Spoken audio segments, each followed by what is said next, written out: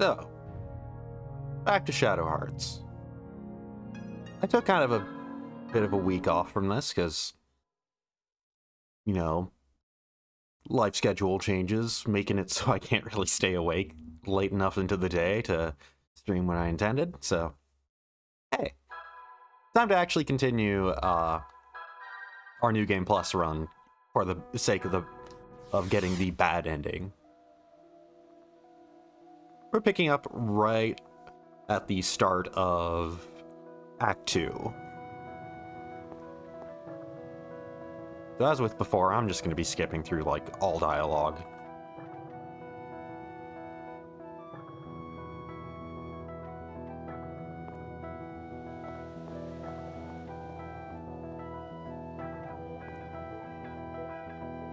Right, and it's pretty not really worthwhile to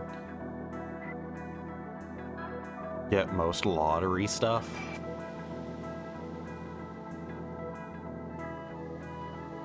Just because the entire reason why I do it is just to try and get the final lottery member, the head of things. And I missed one, so yeah, I can't. But really, the only reason why I would do lottery stuff is just in case a very specific item is something I could use.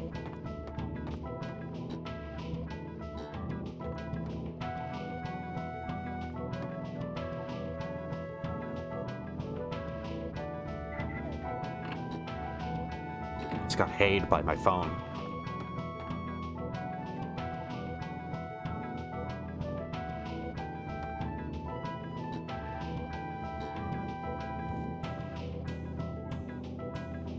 So I might as well mention, like almost 2 weeks since I last streamed this game. Last time I streamed it, I did cut it a bit shorter than I would normally go, just because of Pokemon Scarlet and Violet coming out, and there being a midnight release that I wanted to attend for that. I might as well mention that, just to follow up on it. I don't think I mentioned it on the subsequent Phantasy Star Online Episode 3 stream. So,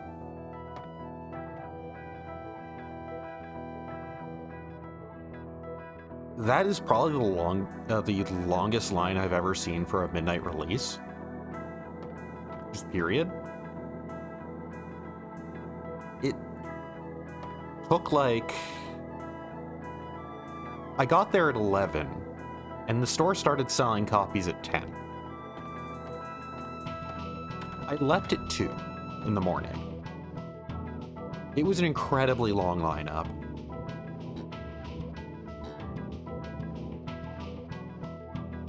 Just absolutely absurd.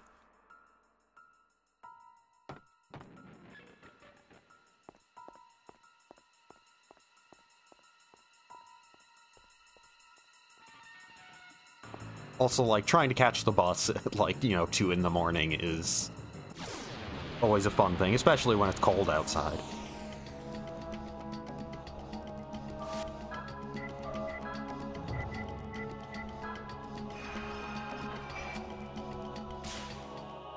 So, these encounters should be pretty easy and straightforward.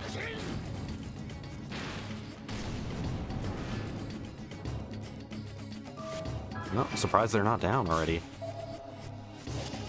Went way too fast on that. There we go. Yeah, they're almost dead anyways.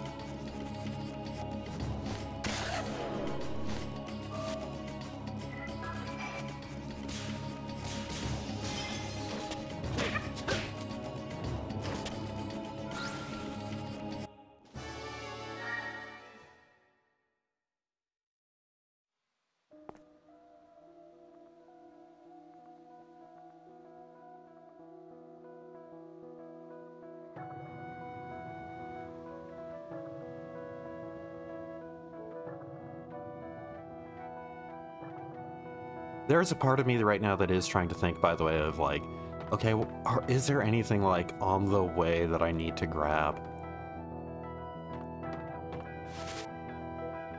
Like, in just in terms of like equipment or whatnot, or like any sort of thing that may be lying around that I should get.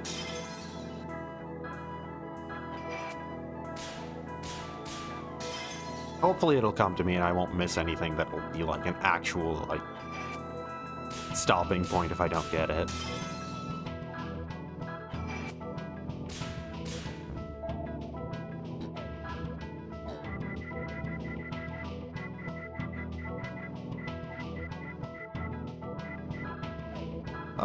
Yeah, let's stock up on a couple mana roots as well.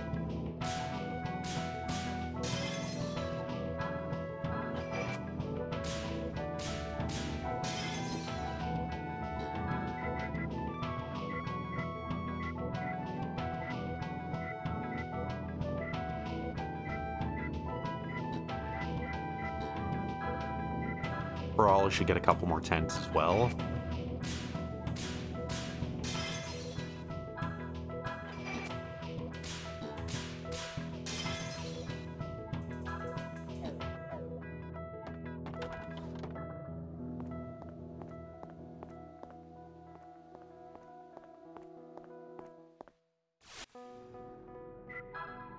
Oh right, I should equip I should equip the gear that I just bought.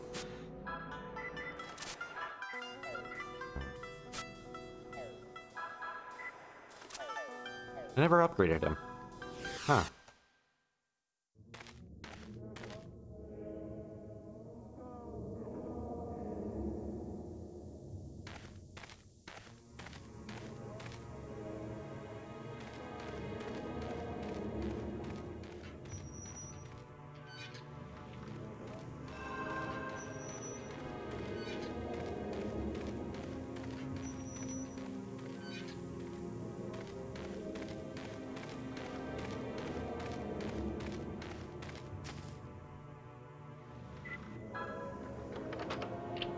By the way, I might as well mention, like I said, I did get Pokemon Scarlet at the midnight release, and yeah, it's a very good game. Like, legitimately really well designed in terms of RPG design, and kind of confirms a lot of my thoughts about, you know, the whole nature of how you can structure a JRPG to fit an open world kind of setting. Really works.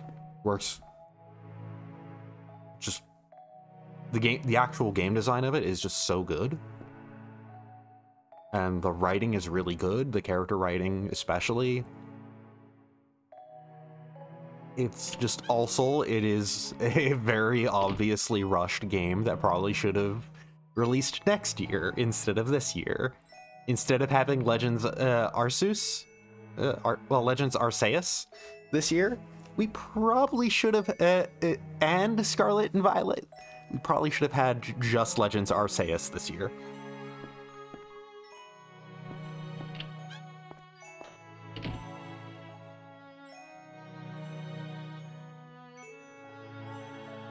Which Legends Arceus is also really good. But yeah, Scarlet and Violet are really good games that are just like very obviously rushed, but they are very good showcases. Like, it is a case where it is a very good showcase of Game Freak's understanding of RPG design and how to prioritize. And that, like, everything wrong with the game is very clearly just, they should have had another year. That the Pokemon Company keeps them to too tight of a time schedule. And that it does not work anymore for...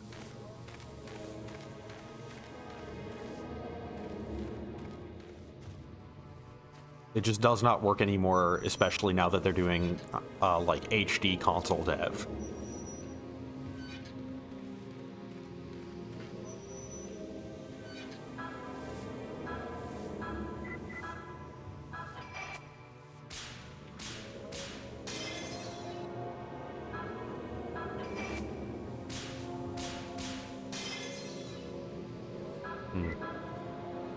I'm just thinking right now. Not about the game, either. Not about any video game right now. I'm actually just thinking, it's kind of hot in here. I should probably turn down the heat. It's really... Okay, it's... Here, right now, where I live, it's extremely fucking cold outside. It's horribly cold outside. And my heating only kind of works. The thermostat doesn't, but the heating itself does. So I can at least manually turn on the heater. There's a way of doing that, of just like, the thing the thermostat would regulate, I can just do by hand. And it's been running for like good 24 hours now, just without being turned off. And it's just now finally starting to get like to a point of like, maybe it's a bit too hot in here. Maybe it's a bit too toasty. I'm gonna probably just quickly go to turn that off for a bit.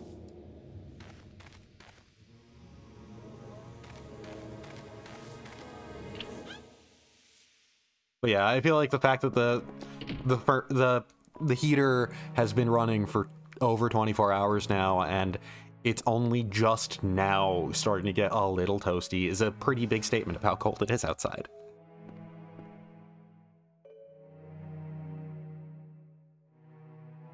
Actually, I'm gonna go do that right now.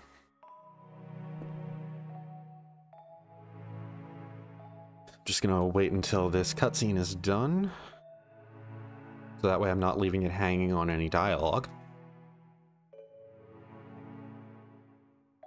Oh, also, as for other things going on, so there was actually a reprint of a bunch of Amiibo lately. Like, to coincide with the release of the Splatoon 3 Amiibo, they also reprinted the Off the Hook Amiibo of Callie and Pearl. And good lord, that Amiibo double pack in the first place, like, people fucking scalp that thing for like hundreds of dollars. And just to see it reprinted in the store for like 30 bucks is kind of funny. I picked one up today. It was actually kind of hard to find because it is not, like, it is, the re-release is a lot of them, but it's also remarkably popular as an Amiibo double pack. I'll be right back just to turn off the heat.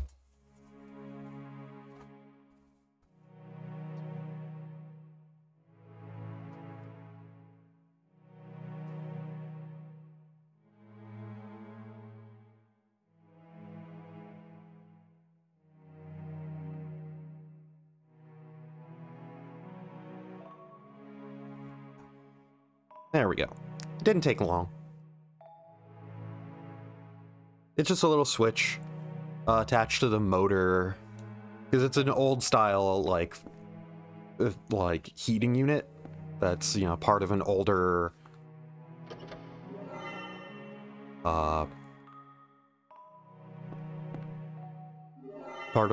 apartment.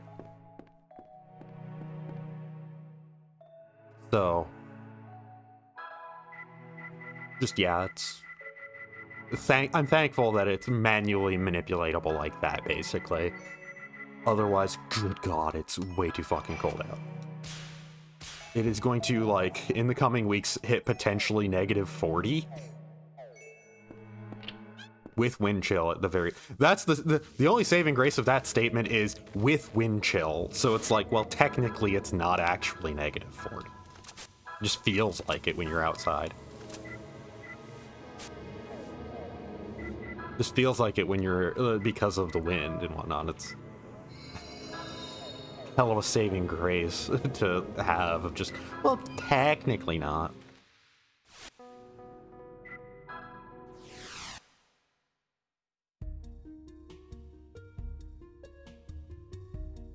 It's fun, it's fun that, like, oh, I'm doing a New Game Plus run of this JRPG, therefore this is now turned into me talking about my daily life and basically podcasting about my daily life and about my thoughts on various different games and RPG design, because I guess RPG design is the relevant thing currently.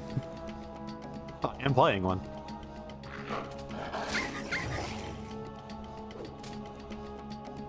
I am also playing, like, in terms of other things I'm playing along the side. So, like, I didn't get far in Pokemon Scarlet and Violet before putting it away, actually, because I actually still have to finish Sword. I only recently finished up Brilliant Diamond. So I'm now just working on Sword. Thanks. You're very bad dogs. How dare you?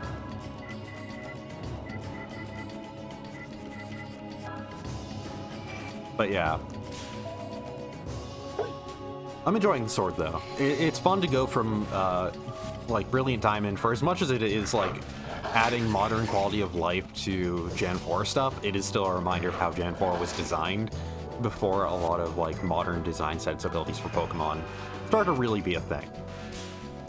And to shift from that to Sword, and it's like Sword and how much it wants you to have a lot of options at all moments. It wants the aspect of, like, going to a new area to feel exciting for what you're gonna see in terms of the Pokemon that are there. Has a lot of really good, like, planned out Pokemon distribution and type distribution especially. Just the excitement of going into a new area and, like, oh my god, what's gonna be here? I wonder what's gonna be in this location. It's really nice compared to playing Brilliant Diamond, where it's like, Brilliant Diamond it's fun. Gen 4 Pokemon is still fun, even if it is my least liked generation. But just like, man, whole lot of routes got a whole lot of nothing. 5 routes in a row where most of the Pokemon are the same as the previous ones. There's 5 Pokemon on this route. 4 of them appeared in the previous route.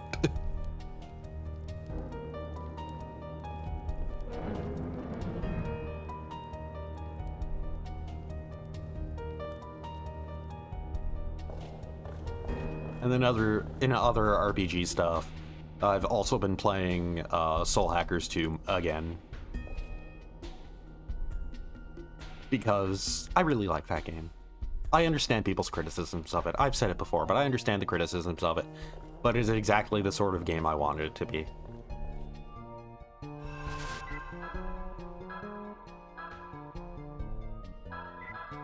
I should use a tent here. And yeah, they did add the update that added in a bunch of... like, that added in a couple of demons, some extra quality of life features, and the ability to move faster on the field.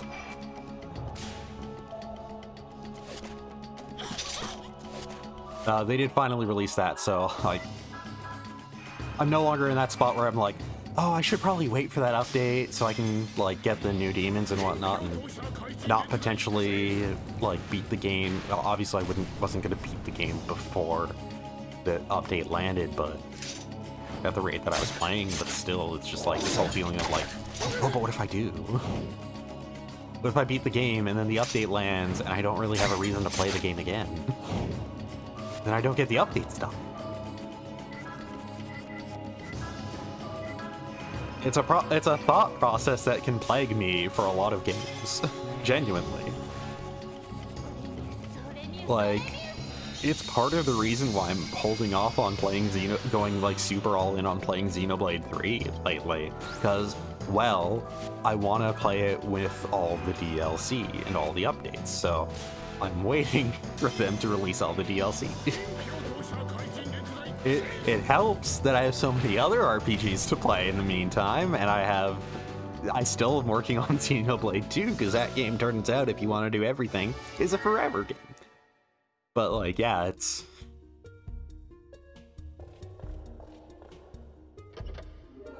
a very me problem. I get the game on release knowing I'm not going to touch it until all of the updates are out.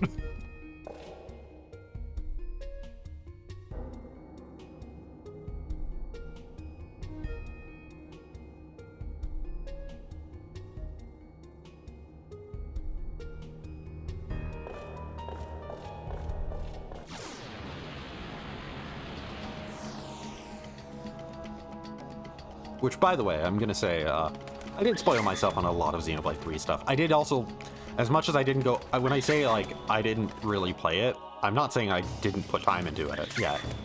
Like, I'm not saying I don't know how it plays or anything like that. It's untouched. I'm more saying I didn't invest, like, I haven't beaten the game. I haven't invested hundreds of hours into it. I didn't play it for like a good 6 hours. Like it was about a good 5 hours straight when I finally got my copy that I like put in. So I know how it plays. I did make good progress in it. I'm just now that I'm comfortable knowing that I'm willing to wait until the DLC releases, or at least wait until the DLC releases, basically, because there's only supposedly one DLC that'll actually add content to the game itself, and then the remaining one is going to be the more standalone thing, supposedly. That may add stuff too, who knows?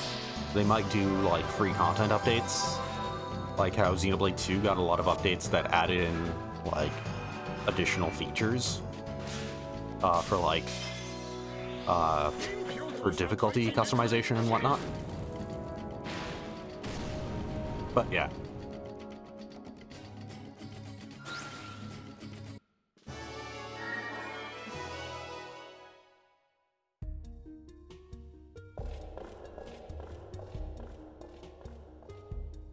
Okay, so from what I remember, this puzzle was just alphabetical order.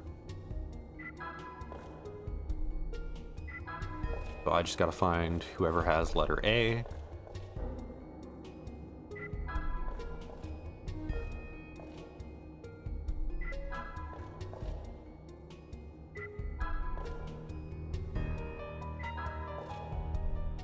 There we go. A.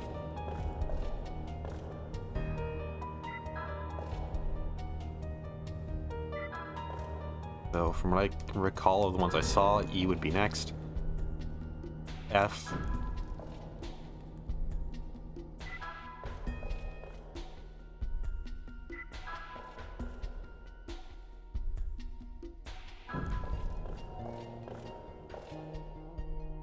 L, oh, forgot H.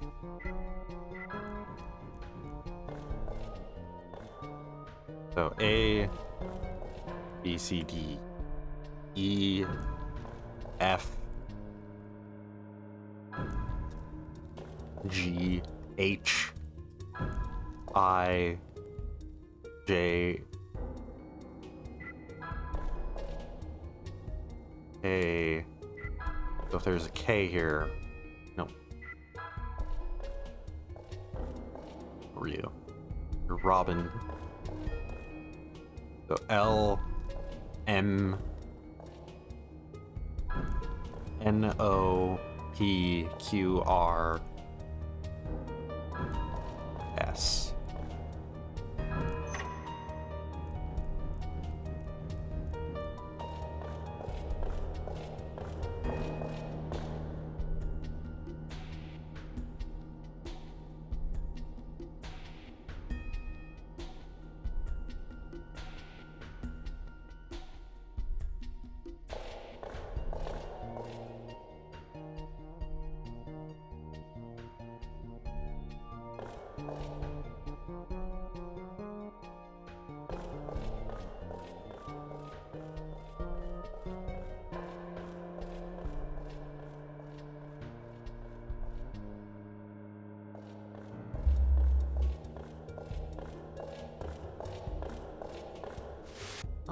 Okay, yeah, everybody's still good on health. I'm doing like, how good is my health? As if like there is a boss fight immediately coming up in this like, in the castle here.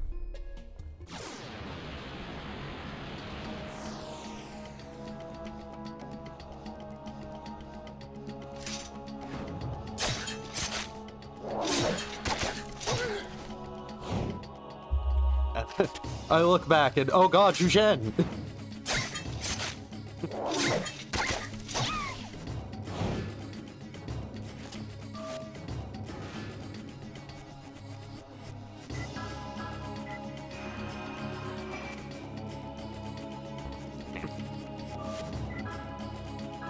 He still doesn't have corpse arm.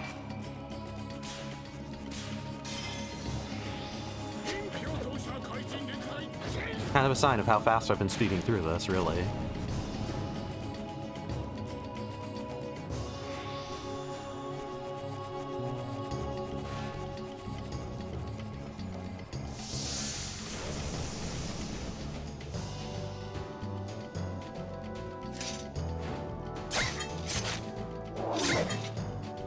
Well,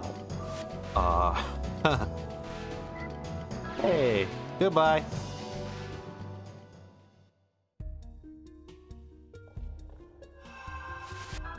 About those tents that I got. Those are helpful.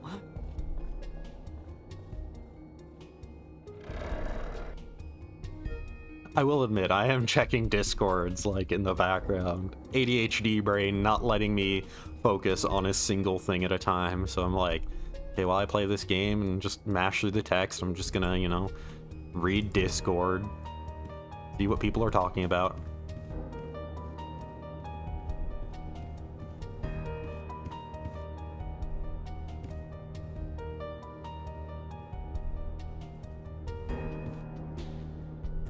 Look at the cat pictures that people are posting in different Discords.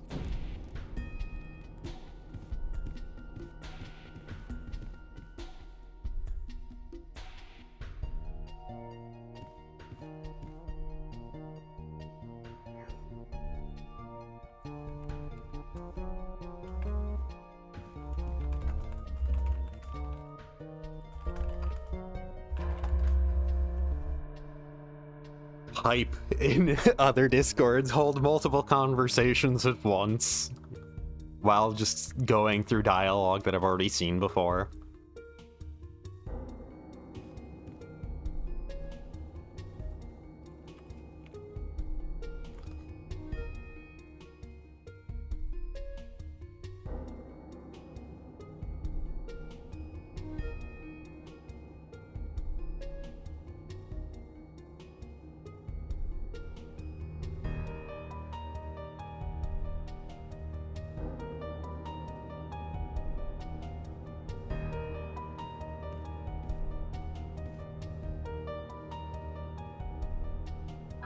Oh! Hey, Keith. Keith,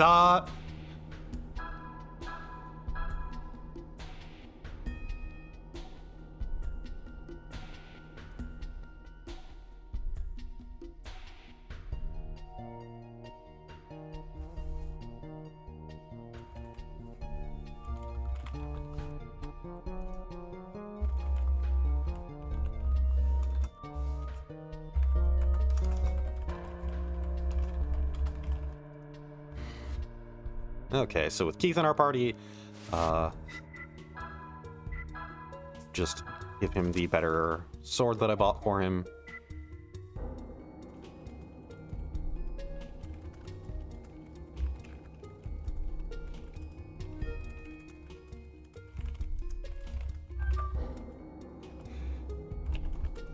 Conversations.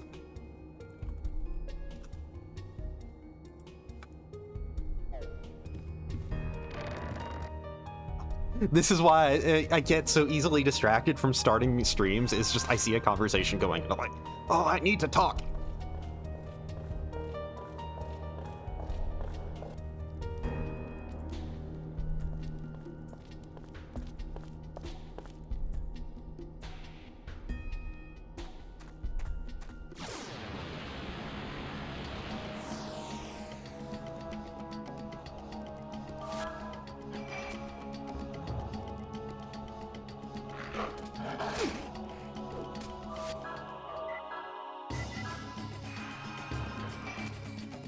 Gonna have to get used to Keith's ring timing again. Gonna have to get used to ring timing in general, aren't I?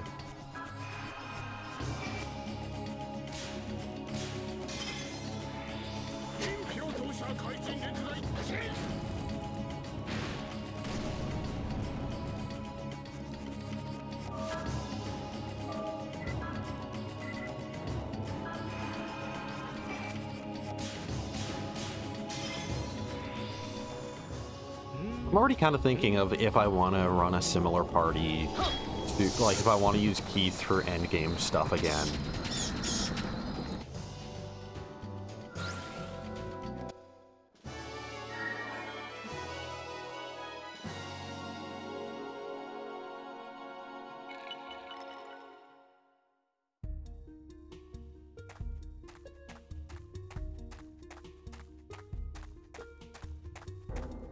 probably not, just because, like, I don't know if I'm going to be able to use Alice, because once again, like, the big turning point that caused the good ending was the fact that, you know, we were able to save Alice from Atman. So if, you know, presumably that would mean that the bad ending involves Alice dying. But with the whole Atman thing happening before we go to the final dungeon, does that mean we are locked out of using Alice for the final dungeon? Or does that mean she dies after the final boss fight? Like, what's the order of events, and can I use this character once it happens?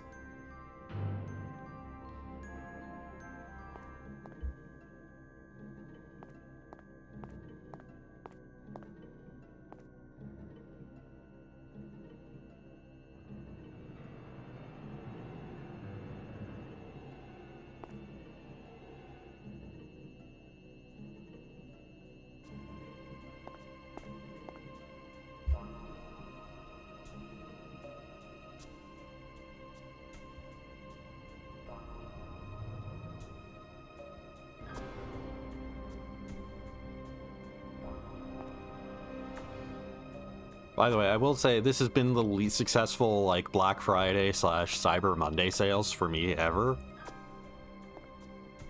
Like, I pretty much haven't gotten anything. Mainly because all the stuff that I'm, like, looking into getting is other, like, kind of obscure, maybe even some cases hard to find JRPGs. Hard to find in the sense of, like, a cheap physical copy. So, like, Blue Reflection Second Light, if I can find a physical copy of that, that game is like 15 bucks. If I can find it at, like, a GameStop ever. But if I have to get it digitally, I'm still paying, like, at least 50, even if it's on sale. It's stuff like that, so it's, like... And I usually prefer to get physical copies anyways, but, like... There's also, like, Undernaut's Labyrinth of Yomi that I've been looking to get.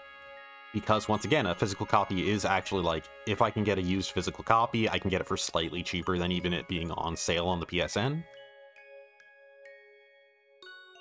So, yeah, I've just been having the worst luck with trying to find, like, used copies of games, basically, of the games that I want to get. Which I guess is good luck, technically, because it means that my backlog isn't growing exponentially every week.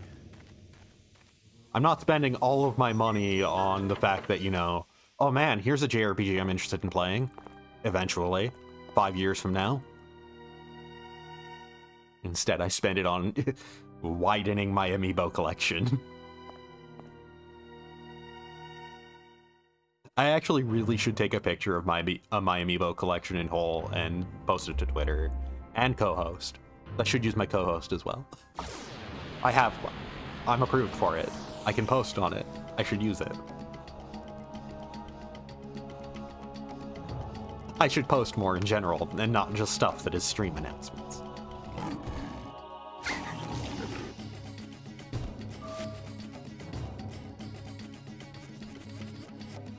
So...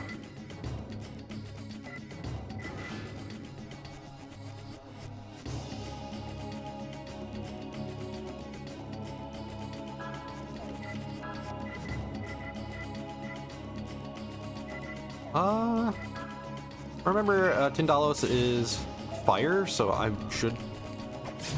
I don't think I can hit Tindalos's weakness. Well, no, I think he's wind. Just so that I can hit him with earth? I fought him before, so I probably should just look this up. Shadow Hearts... Tindalos. It's fire, so... we don't actually have an option for damaging it, huh?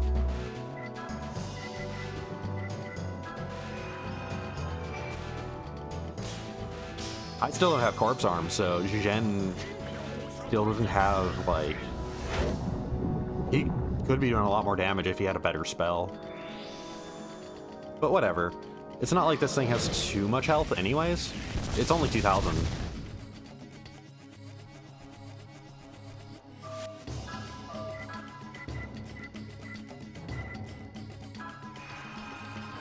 How much will Drain Touch do? Nothing if I miss it.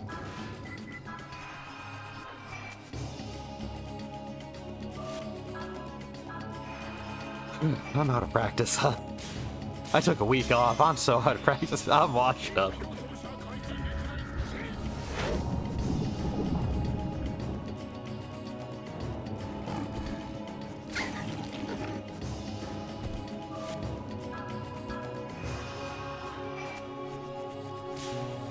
There we go.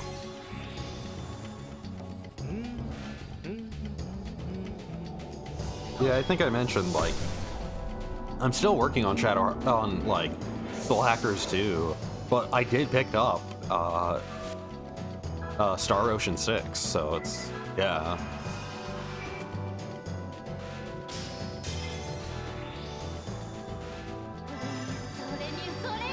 And yeah, I'm still working my way through, you know, multiple different Pokemon games before I can finally get to, you know, the newest one that released. But I still did pick up the newest one at a midnight release. Though, to be fair, it also was, like, it was a birthday gift, too, so... My birthday was, this month anyways. This month, I say, as the month ends. My birthday was November. It was in November, so... My birthday was the whole month of November, but... It's also why I picked up Star Ocean.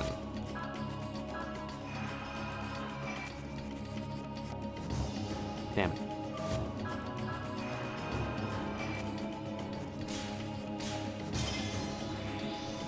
But yeah.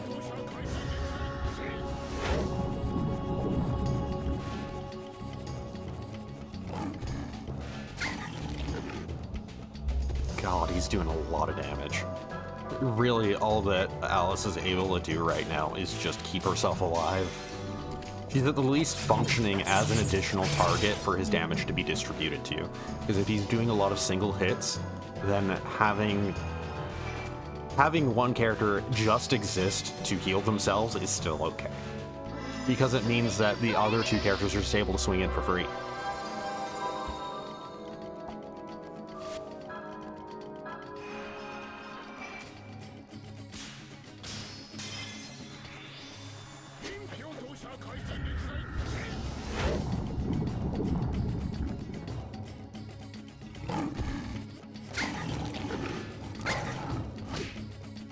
She's gonna need to heal herself again.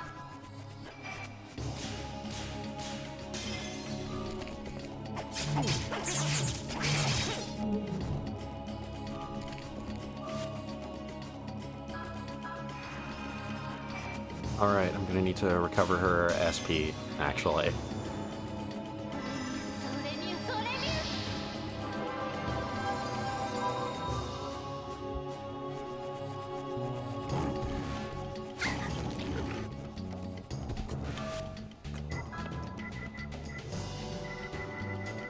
Okay, do I have... I don't think I have anything that can heal... Wait, no, it's MP and SP, HP and MP, HP and MP.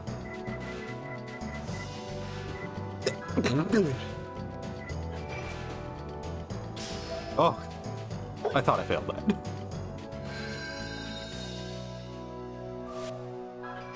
that. So Alice is likely dead, and I missed... Oh, no, she still gets her action. Never mind, she's dead. Fire Breath, this is all target.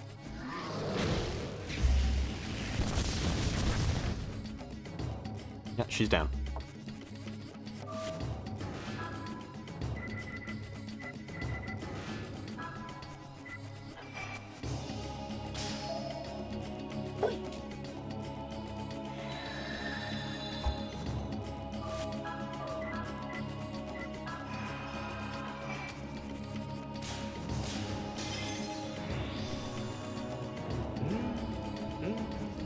At the very least, Keith is able to not really ever need anybody to focus on healing him right now, because his Drain Touch is pretty good at covering for that.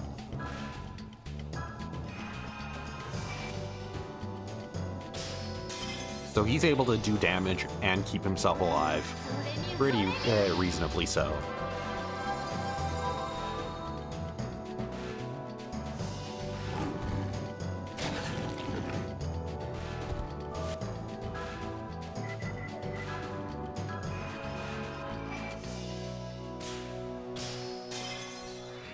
Because Alice, Alice just heals whoever got hit, unless it's Keith, basically, at this point. It just happens that she was the only character getting hit, so she's finally going to heal somebody else.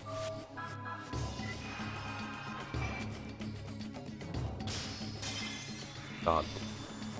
In terms of thinking of, like, games that, like, I would put on my backlog if I own them, that I do, like, intend to own sometime. I did realize, right, they did that, like, Switch remaster of... God, that paw punch. But they did that Switch remaster of Legend of Zelda Skyward Sword. I keep remembering that that exists. I'm a sicko who likes Skyward Sword in the first place. So I'm like, huh, I should get that.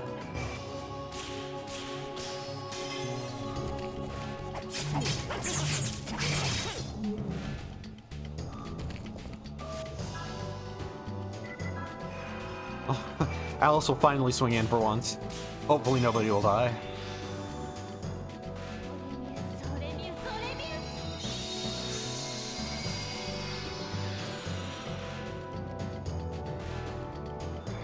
I said hopefully nobody will die, but I should have said I hope that the boss will die. That was my bad.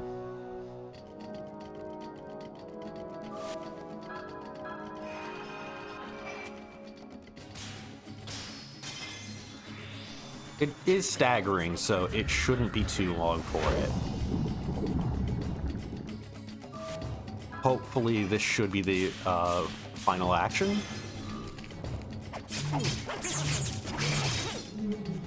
Nope. This might kill it.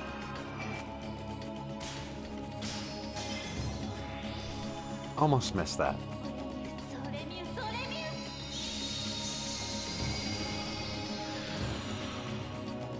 Oh, no.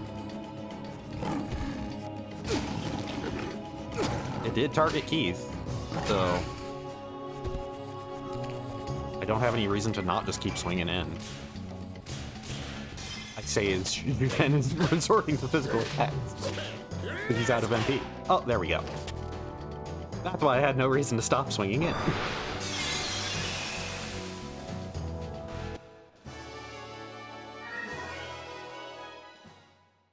Okay, so Alice, I believe, learned how to cure status ailments.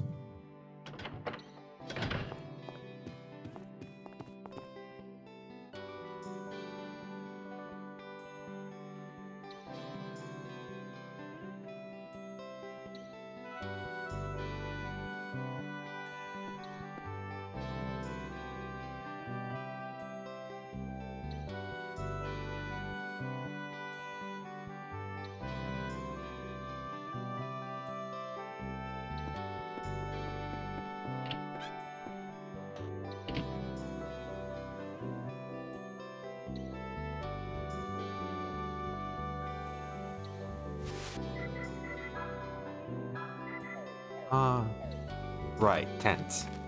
I want to use a tent instead of anything else. Well, with that problem solved, there is a lottery ticket around here somewhere, right? Oh, right there.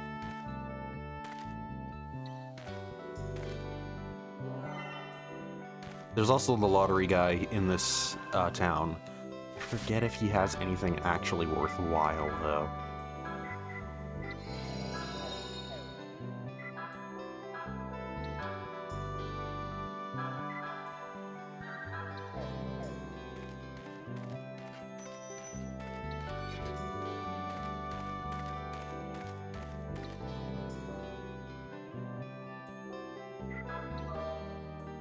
Oracle earrings, I guess.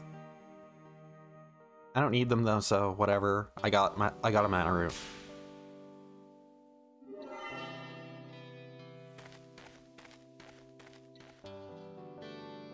Oh, right, go back to the laboratory first. Before we can go back and grab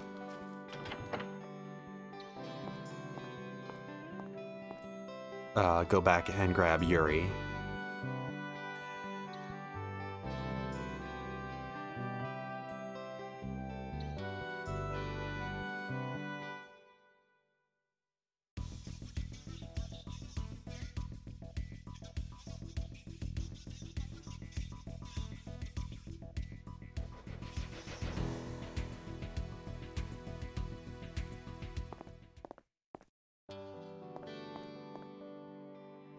Okay. A flash badge. I completely forgot that there was anything to grab in here.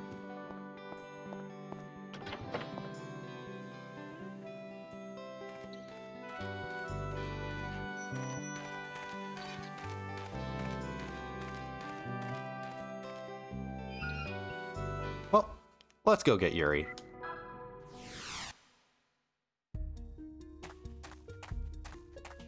God, I actually saw the funniest thing, by the way, when I was looking at, like, info on the etymology of Yuri's name, and it tried to claim that Bort, like, his full name is Yuri Volthuga, but it tried to claim that, oh, well, his middle name actually could be Bort. Which is like, well, I guess you could say, technically, yes, it could be Bort.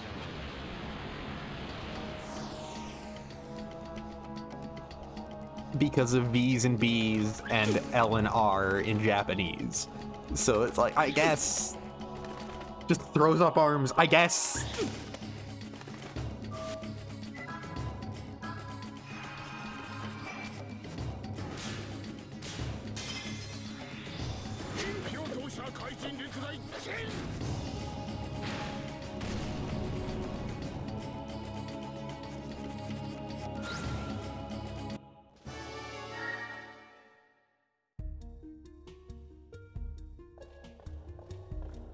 So yeah, now just, I am slightly, as I'm going, mentally mapping out content, like, that is in our way.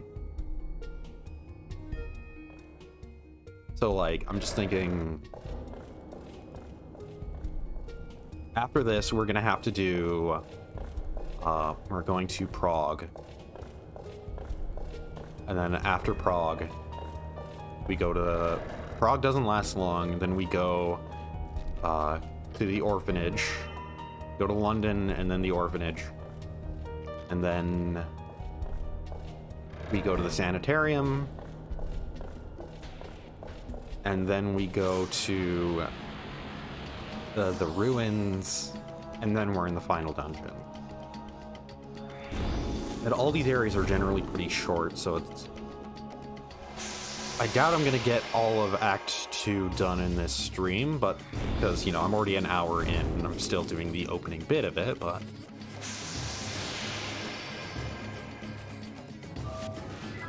it should pick up in pace once we get Yuri back, just because of his damage output.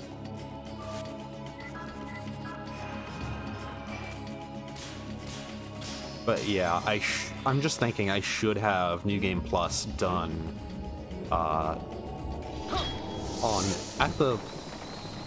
probably on Thursday. On my Thursday stream. It'll probably be the last stream of Shadow Hearts 1.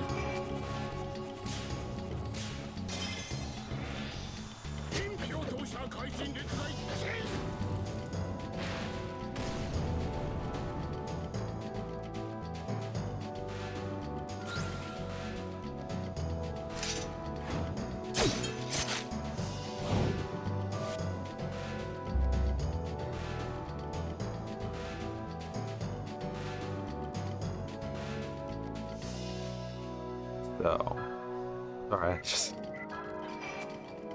distracted.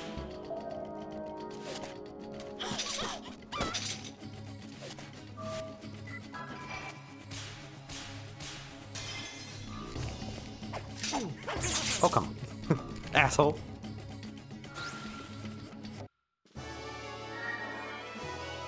I still don't get why I think just, like, weirdly kind of, like, little bits of pettiness in response to, like, enemies in video games is funny.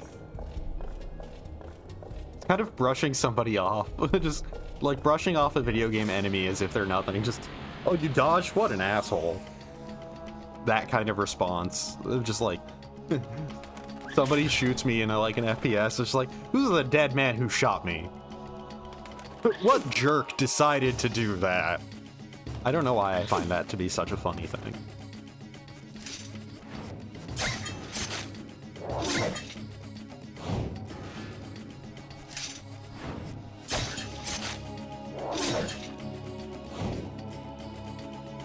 part of the reason why I am thinking about, you know, how long it's going to be before I beat Shadow Hearts is because I'm also thinking along the lines of like, well, that means that's how long it is before I move on to Trails in the Sky.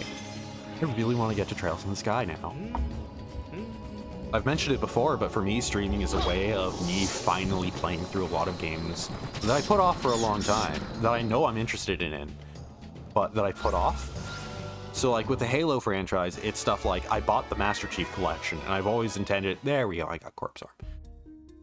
But I've always intended on playing through all of the Master Chief Collection, because they're all, I really love the Bungie Halos. Halo is one of my favorite franchises of all time. So it's just, you know, it's games that I technically already played before, so I would need to justify to myself doing that over something else, so it always gets pushed to the back. And that's the case with most games I own on PC. Is like, well, this is an older release, or I bought it on sale, I bought it because it was on sale, not because I was super amped up to play it right away. Or this game is an older game that I have to play on emulator, that, like, this is a game that I'm interested in, but I have to play it on emulator. So, like, I can kind of get around to it anytime. It's not like something, it's not like it has trophies for me to care about. Which is the most sad and true statement I can make. But, like, it's stuff like, oh, hey, I'm actually kind of interested in playing the Xenosaga games. And using the fact that I can stream myself playing through them, and kind of force myself to. Force myself to dedicate the time to them is kind of genuinely a big appeal of streaming to me.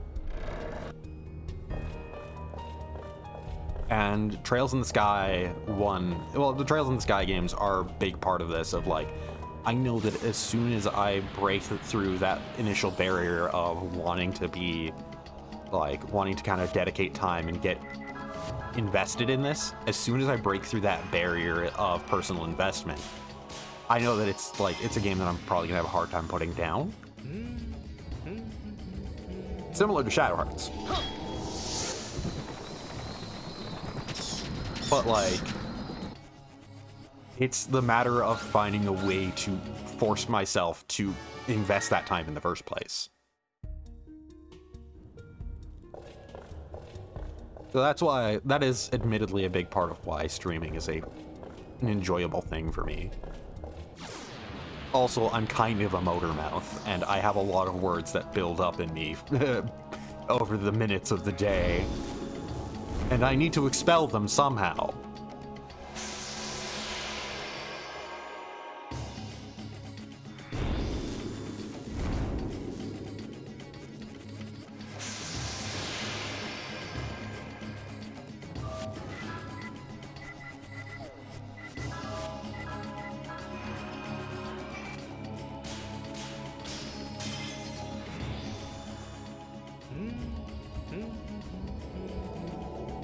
I think I mentioned it on. I'm just currently looking around my my desktop, my desk and whatnot, and just seeing the stuff that I have around it. Keep getting reminded, oh right, I should finish I started working on a model kit that I should finish. I have a bad problem with getting distracted by things, or like, once again, it's the whole video game thing that I just described of like, I have a bad time with trying to justify investing time into a thing at times. When it's like, well, I could invest time into this, or it could be something else.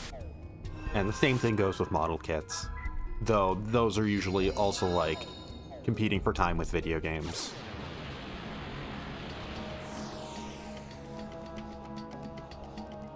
So like, I finished the upper body and head parts of the Gallant Mon kit that I have. And I just need to like actually get back into building it. Still has the waist, the legs, the arms, all the extra parts and whatnot, the weapons, the shield, cape. Turns out the torso and the head, smallest parts of that thing. Got big legs. Got jumbo legs. Not, like 80% leg on that boy.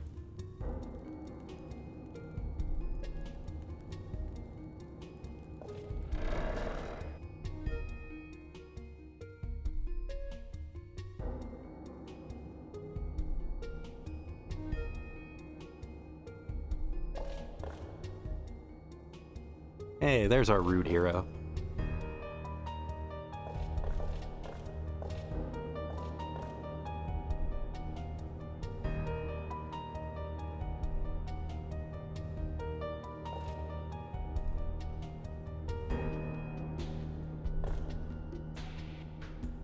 This fight, if I remember correctly, isn't really a big problem. We just pelt him with the best stuff we got, and that's it.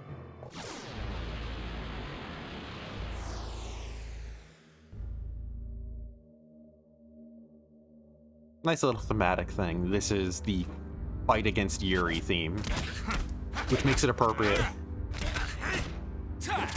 Well, I guess the masks don't count as Yuri, but it's the Grim Reaper fight theme. So the fact that, like, the Reaper that we encounter for most of the game is Yuri himself, like, is actually just Yuri himself, like his own fears and whatnot, and just an aspect of himself and whatnot. There's a little thematic thing going on there as well.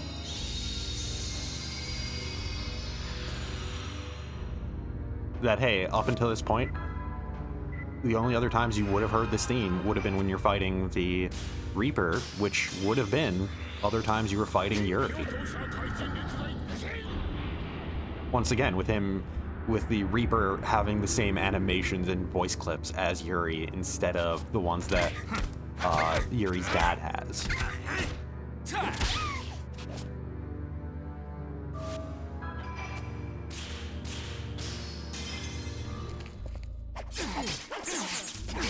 He's very resistant to physical stuff.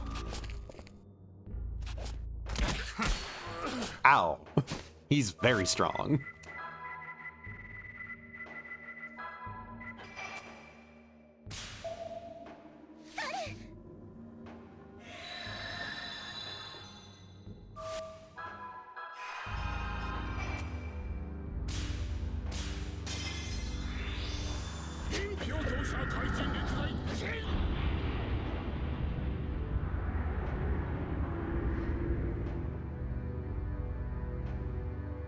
There we go.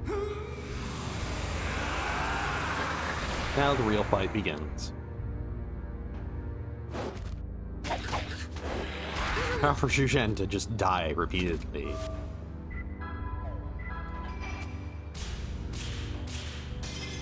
I probably should just be casting stuff with Keith right now. Not at all doing physical attacks. Let's just go for a simple comparison for damage there.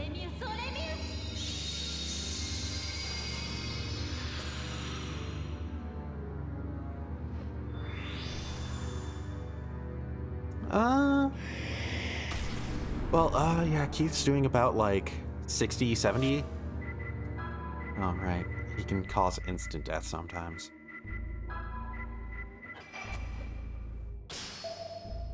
I should test out Keith's bat dance against Yuri right now.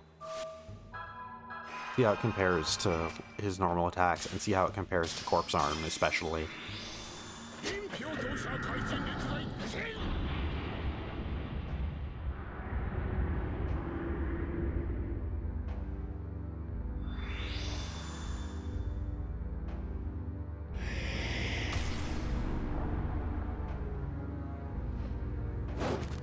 Oh, he got 2 actions in a row. Huh.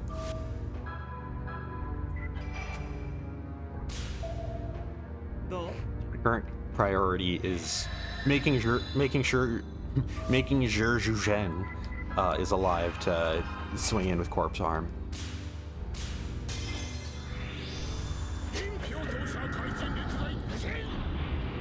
Which, you know what?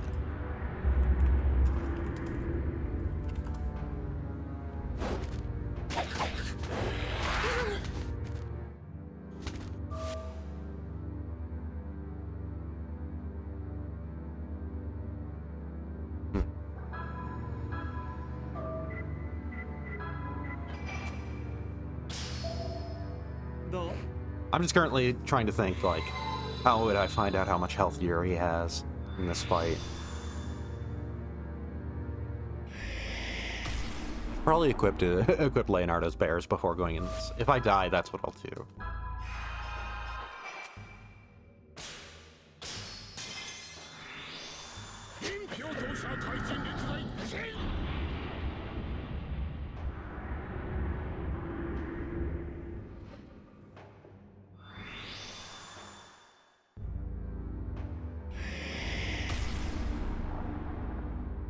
No. Keith is very durable. And he is self-sustaining, so it is actually pretty okay if he's getting hit.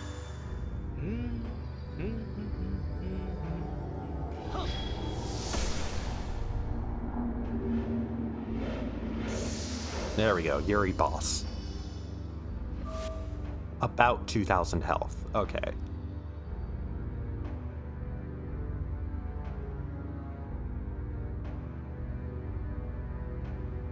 Oh yeah, that probably would have made sense if I had buffed up Keith with Holy Edge.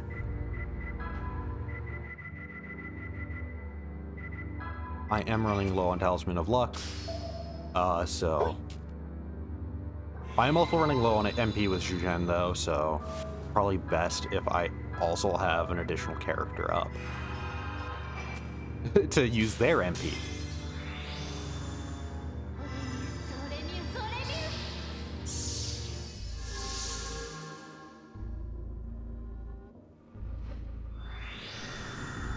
Okay, so now Keith can swing in physically. Okay. That's okay with me. It's not killing me directly.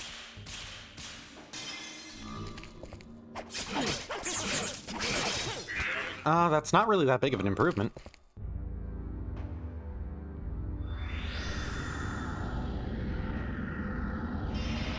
Once again, not really kill- wait, no, that's, yeah, special attack powered up. That is indirectly killing me.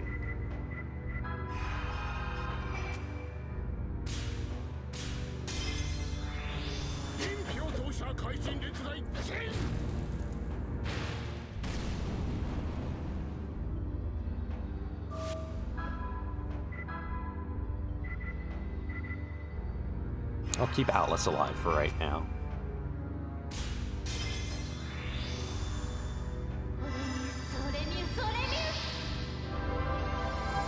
The least durable character, the one who's not really, like, contributing as much damage.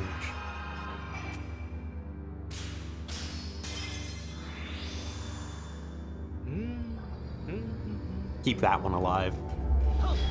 Keith can keep himself alive. Only 59. Yeah, but the physical attacks are doing better right now.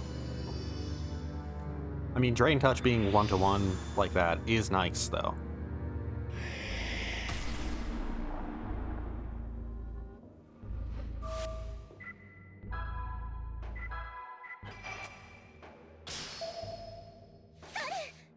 This is really highlighting how much the fact that, like, I've been speeding through content has been entirely built around the fact that Yuri is so buffed up right now for me.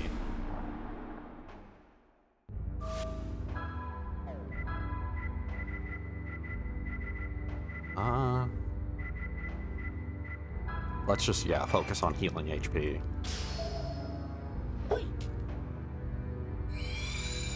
Let's focus on keeping Keith alive.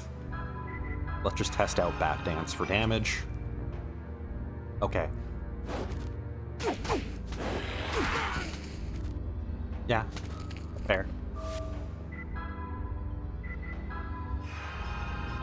Test out Blessed Light for damage.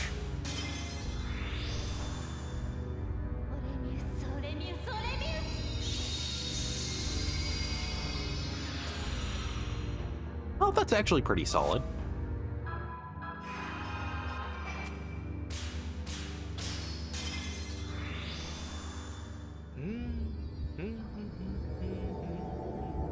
I think part of it is that Drain Touch is being resisted. I think Drain Touch is Dark Element. Okay, yeah. Bat Dance is a lot more damage.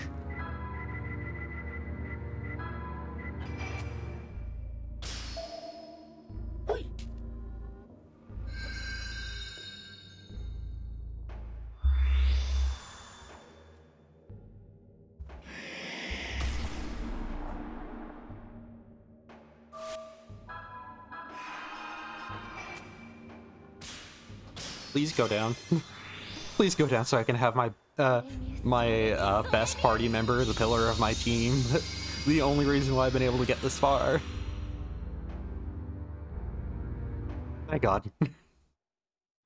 Okay, we made it. We have him back.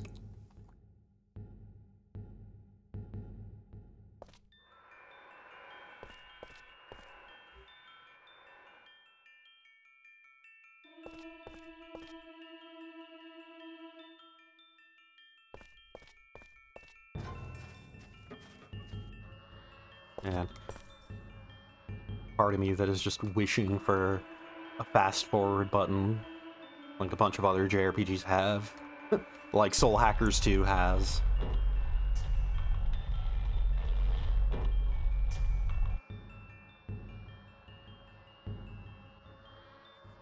Just because, you know, this is New Game Plus, I have seen all of this dialogue before.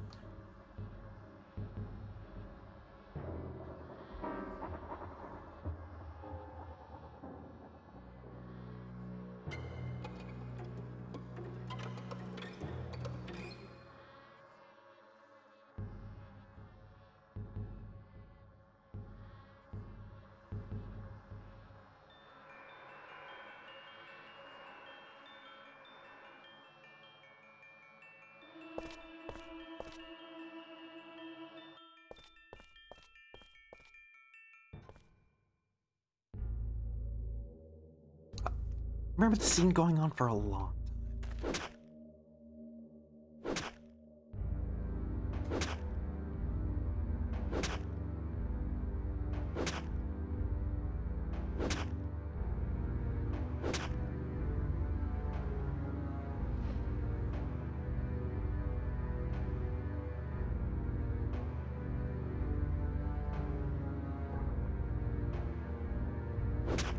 Oh, right.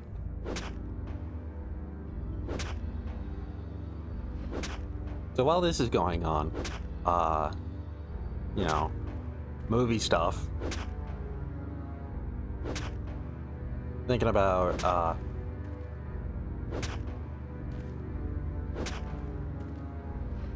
movie stuff just because, you know, the Mario movie trailer came out. And the movie actually looks pretty okay. Looks like a solid kids film. The real legit only problem with it, Chris Pratt as Mario. It's the most lifeless and dull acting. He doesn't put on a voice. He doesn't do anything. He sounds disinterested, like he doesn't give a shit. And just comes off exactly like how I know, like, he got the job, which is he got the role because like some exec just went, Chris Pratt is hot right now. We need him in the top role to sell this movie. To be able to sell a cartoon in this day and age, we need Chris Pratt. And that's it. That's the only reason why he's there. Everybody else sounds like they give a shit. Everybody else sounds like they care. And they're putting in performances. They're putting in good work. And, like, a lot of them work way better than expected, too, going off the trailer. But Chris Pratt is just so lifeless and dull. Then I find out about the Japanese movie dub, the voice actors for the Japanese movie. It's like Mamoru Miyano as Mario, which is goddamn. That is a hilarious thing for just comparing Mario to all the other characters' Mamoru Miyano voices. Like Ryuji in Persona 5, Light from Death Note, Ignis from Final Fantasy 15. Just like comparing all of those. Basically himself in Zombieland Saga.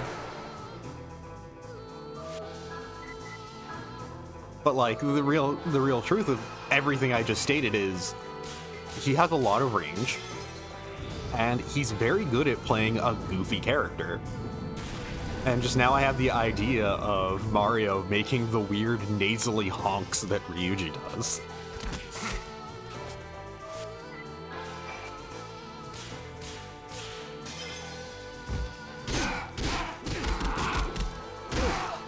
Now this should go fast.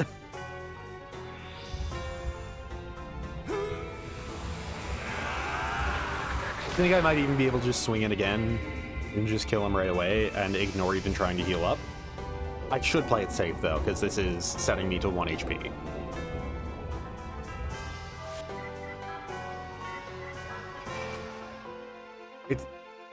I'm dead. Damn it. I'm gonna have to do the Yuri fight again, aren't I?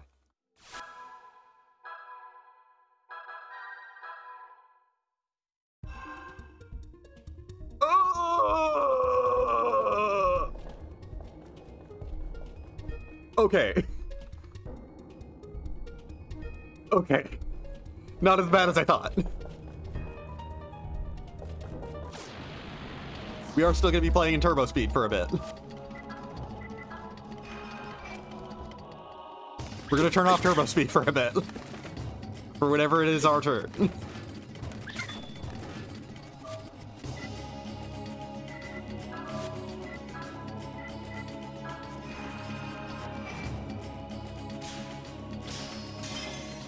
Save often.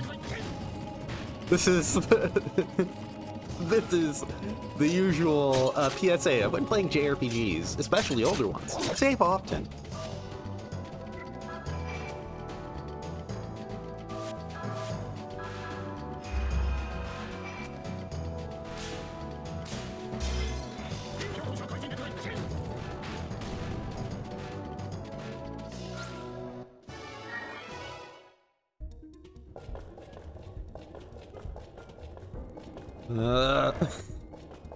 Look at Alice go. She's loose. She's gotta make up for time lost.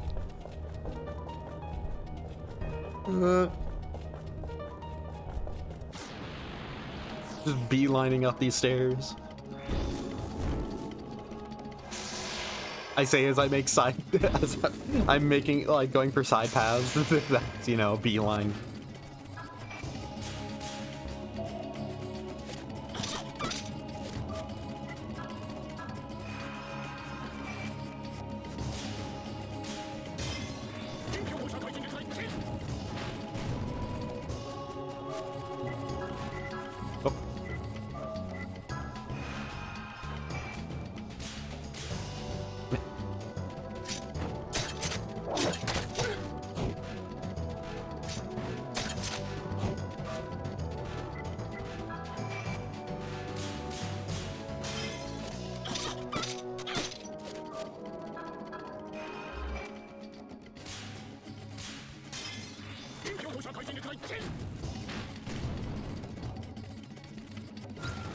Okay, so the sad thing is I wasn't playing dumb in that fight. I knew what I had to do. I did explicitly take the action to be smart and play it safe. I just messed it up. I just messed up my execution.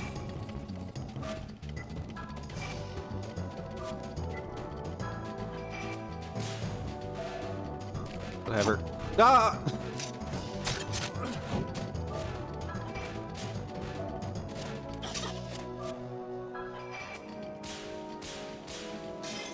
Go down. Please.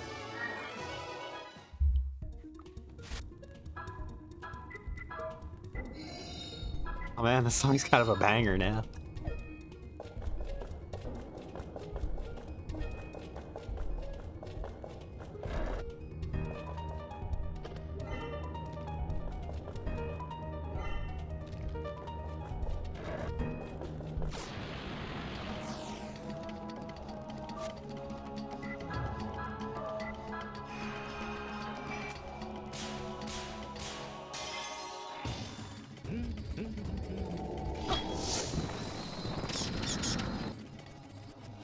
Okay, it should be within melee range.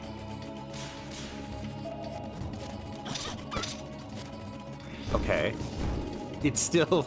It should be within melee range still.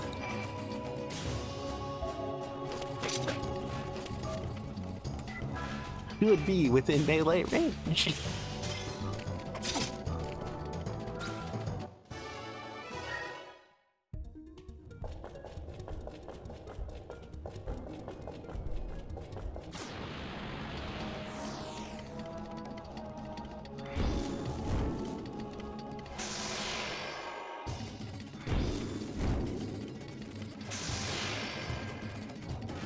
Listen to that sitar go absolutely crazy.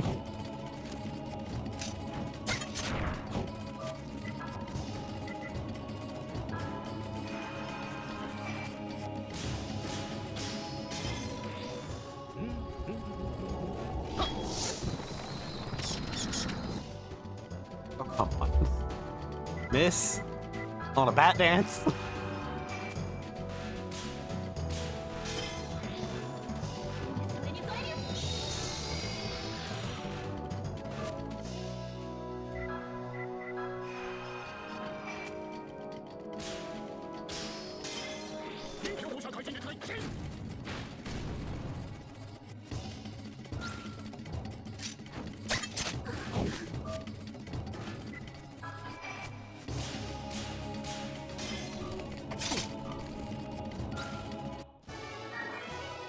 There we go, got Corpse Arm again.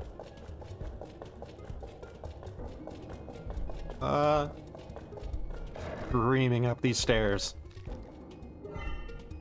Oh.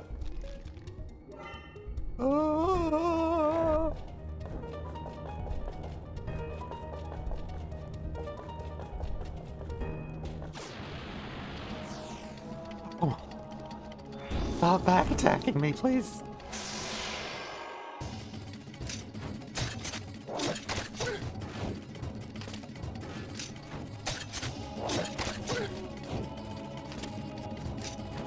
Oh, dang it.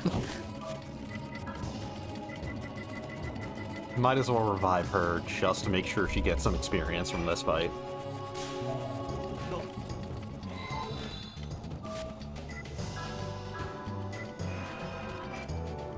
I don't know, I was about to turbo through that Kier ring, but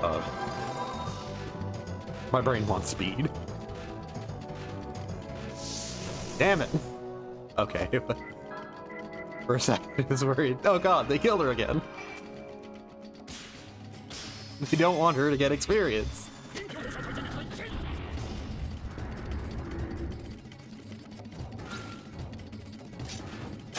They don't want her to get experience.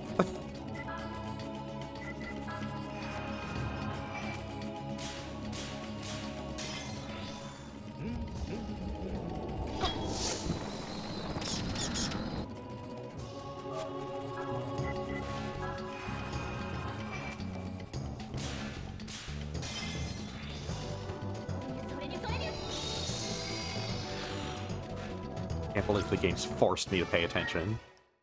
Stop talking about everything else going on in my life.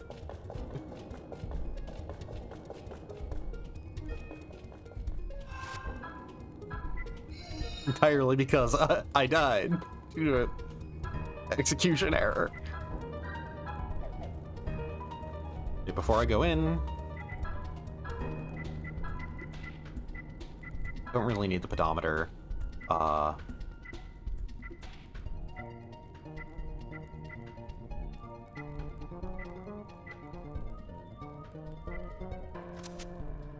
Let's make sure everybody has Leonardo's Bear.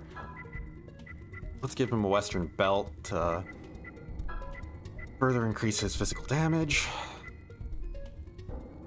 There's a part that's just tempting to go for the Mind's Eye, I'm gonna be honest.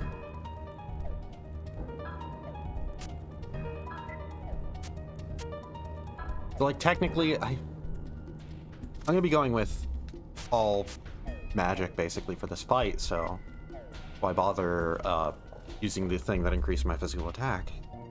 But then again, it's a big boost physical, and it'll make my physical worth it if I do also buff it with Holy Edge, but...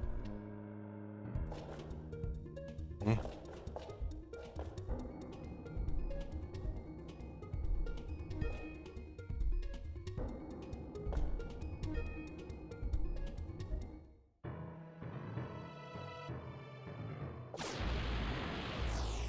I know, you're crazy right now. You're digging a hole in your brain. Okay, so, first things first. Let's just unload.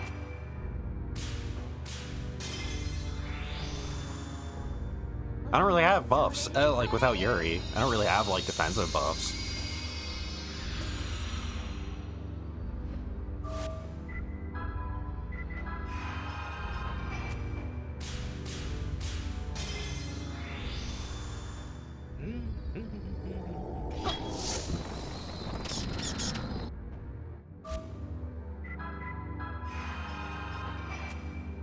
Probably should have given Zhu Zhen that thing that would increase his spell damage.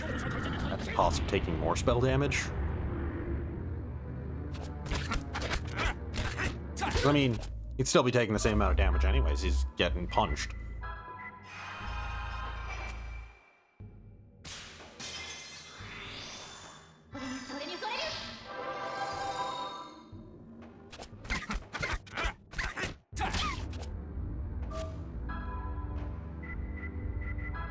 Drain touch to heal back up.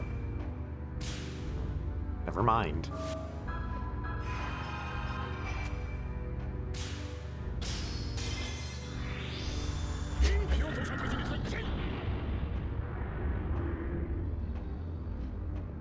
There we go. Already a Death Emperor.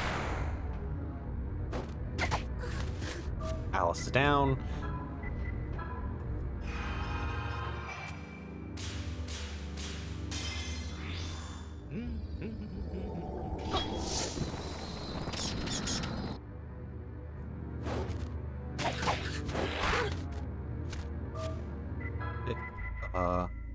I'm just gonna keep swinging with the Zhu Zhen for right now. Alice, reviving you can wait a little bit. Let's just say I'm doing about 200 damage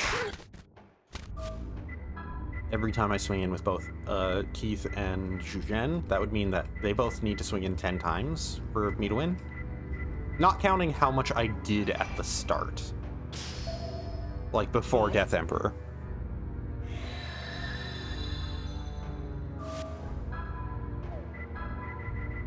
I might as well give myself, you know, more actions per turn. I shouldn't be losing entirely on the action economy and should have something that I could do to preserve my party and whatnot.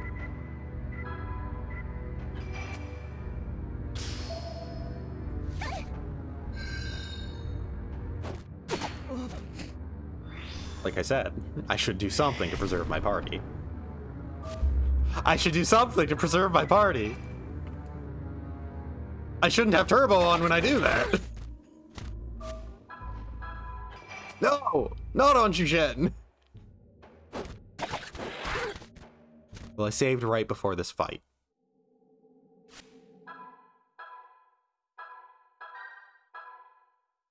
I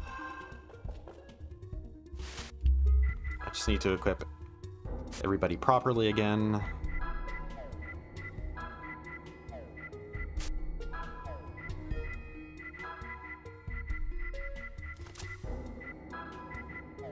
Right, let's go with headgear instead of, Western Belt, just to make sure that she's still doing damage. Well, not that she's doing damage, so that she's surviving. I could give her the Berserker earrings, but the benefit is barely anything, so never mind, actually.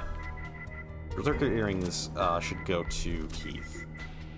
I'll keep him with the Royal Astok for now. Okay, so do I not have... I don't have the things that would increase his spell damage. Okay, never mind.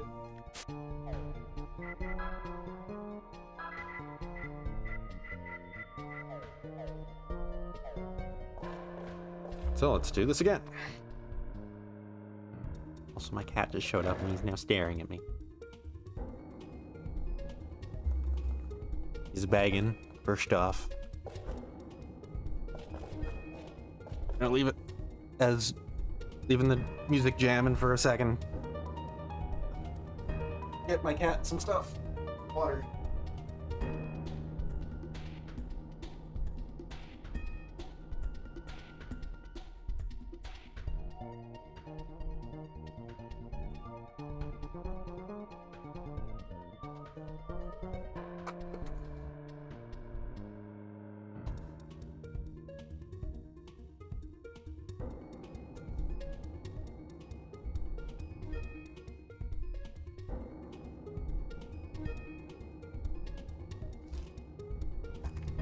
I unintentionally left a treat for myself.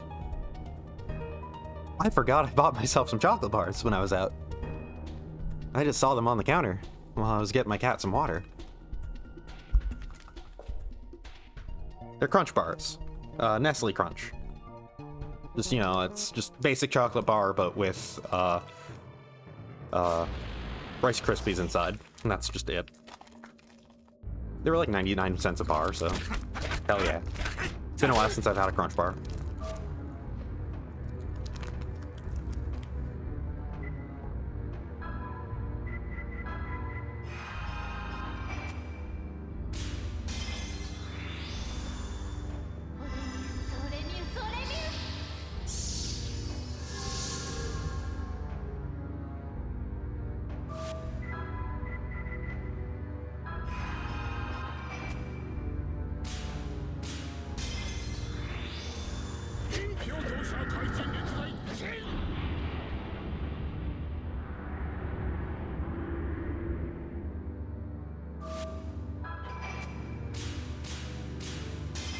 How much damage are you gonna take from this? Yeah, still only about 60.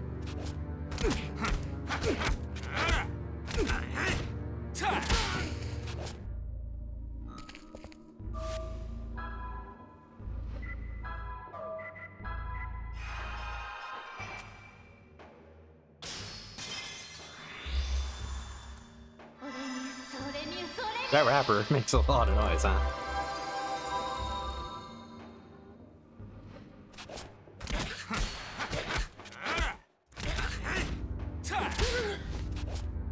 God.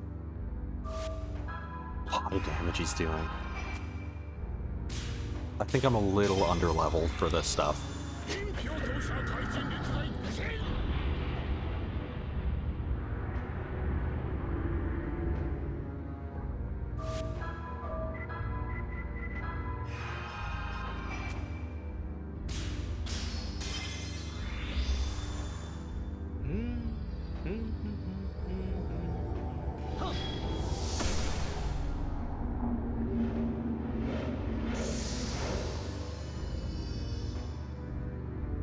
Chocolate at the Crunch bar, not as good as I remember it.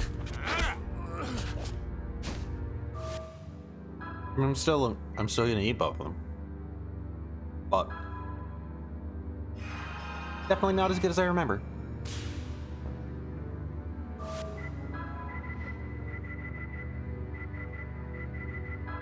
Though at the same time, I also don't really remember them being anything like too outstanding. They were, you know, extremely basic and solid. I would say this is still like, it's okay. So, it's doing the job.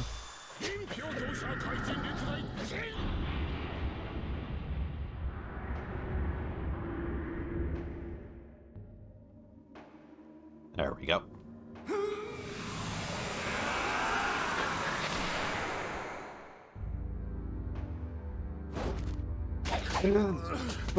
What do you have against Shushan?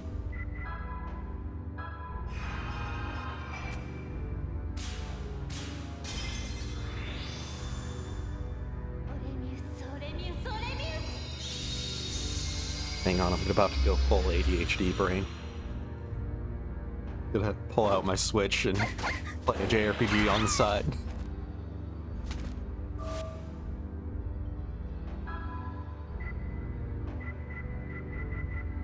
Not actually gonna do that. some reason I was compelled to pull out my Switch from the dock.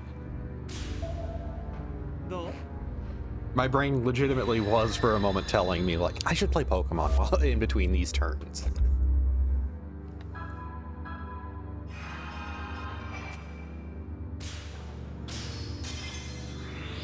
I'm not doing enough, see. I'm checking Discord, I'm playing Shadow Hearts. I need to be playing Pokemon as well.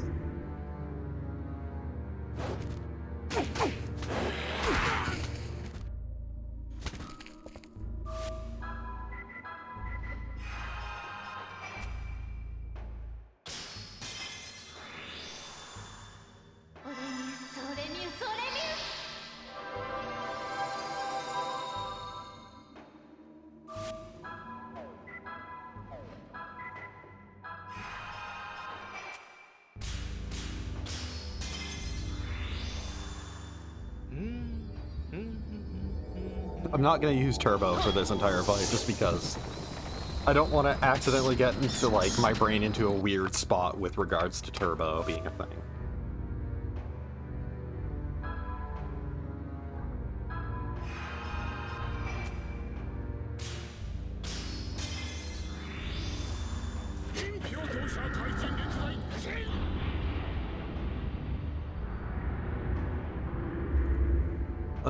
Say ADHD brain, but I don't know if it's ADHD or ADD brain. If it would technically, what it would technically count as. Just basically, really the best way I can sum up how my brain works is every time I'm streaming, I'm always thinking about what I should be streaming next. I'm always constantly thinking of future stream plans in the background while I'm streaming. And now on the side of doing this, I realized, oh right, I was intending on checking the coupons that I got for A and W. I should do that. Like, that is how my brain is functioning right now. I'm doing one thing and I'm engaged with it, but also, my brain is like, oh, I could do this other thing too.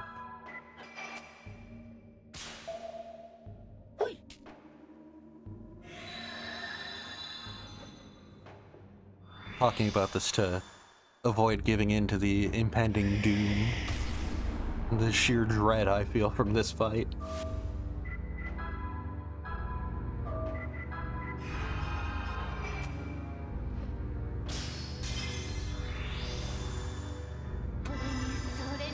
Ooh, cheeseburger and onion rings for $8.99.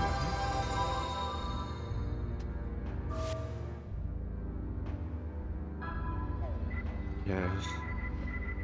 Need to make sure Alice doesn't go berserk. Having a character, losing a character to berserk right now would actually be the worst possible thing.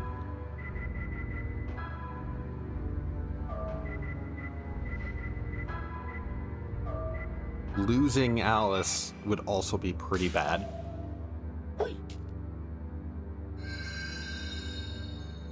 Just in general. I don't want to have a situation where where Yuri just takes down 2 of my party members in a row. I don't want Keith to rely on healing himself, to be honest, because I do want to have a lot better in terms of damage.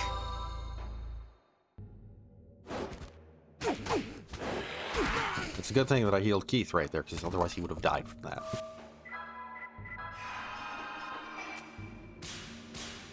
Yuri just happens to also be very fast right now, and my party is not that fast in comparison.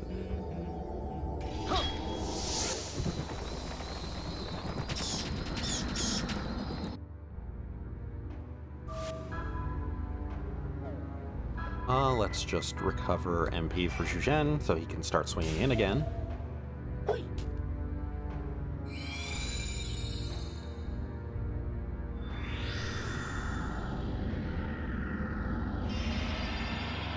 Okay. That was a turn that could have gone to punching us.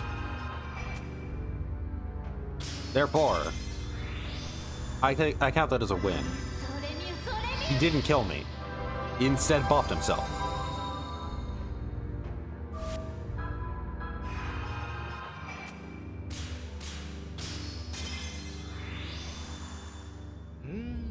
You shouldn't have too much longer to go.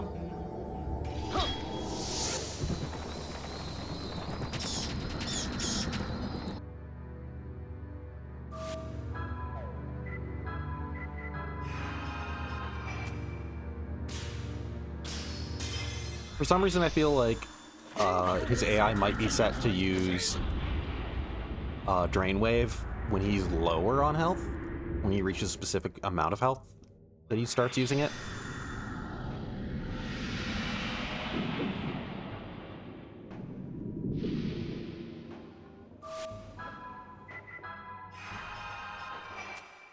Well, not Drain Wave, the other one. The one that buffs him. I think actually for this fight was called Drain Wave as well.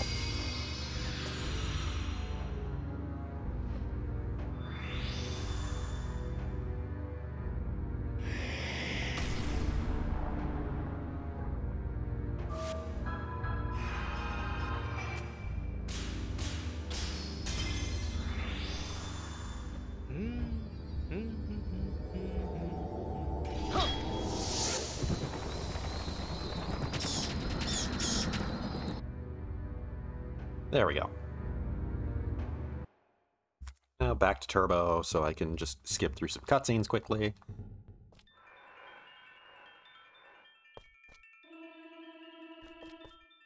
So, key thing for this upcoming fight is really just ensure that Yuri does, ensure that I don't screw up on healing myself after getting hit with a move that brings me to 1 HP. That's really it.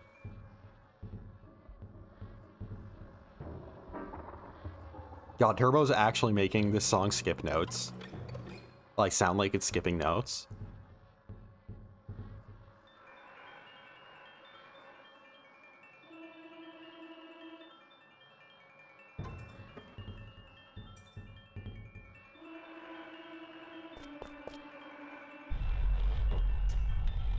Or is it? Yeah, there's a little bit at the end there where it's actually, like, skipping some of the, like, audible notes. Look at him go! He has never been as motivated in his life.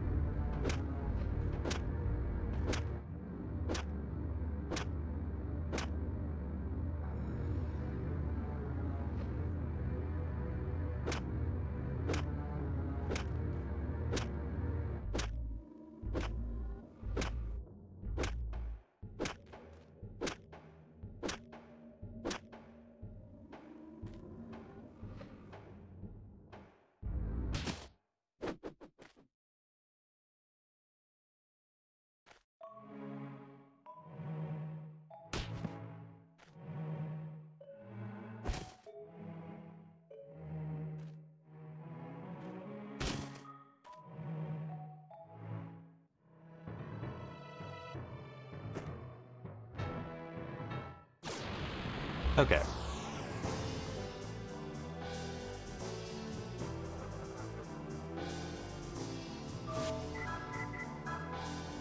Time to do what I did previously. Buff self. And punch for hundreds of damage.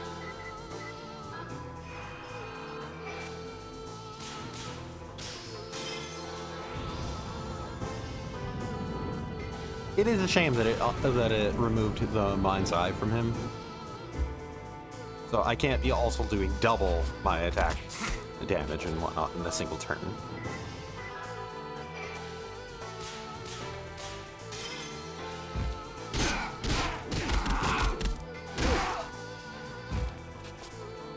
Like, legitimately, that would be, like, on a level of, like, that might actually just outright one-turn him.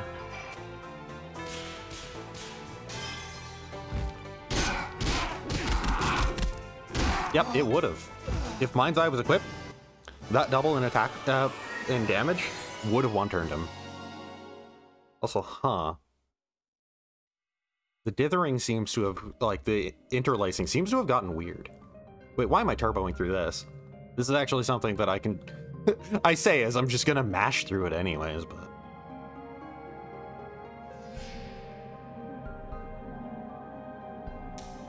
Also, another small thing of the fox mask was explicitly Yuri's. It wasn't a thing for his dad, it was a thing his dad gave him. So the fact that it was wearing it was another, like, little detail that it was, like, that this is actually just a part of Yuri.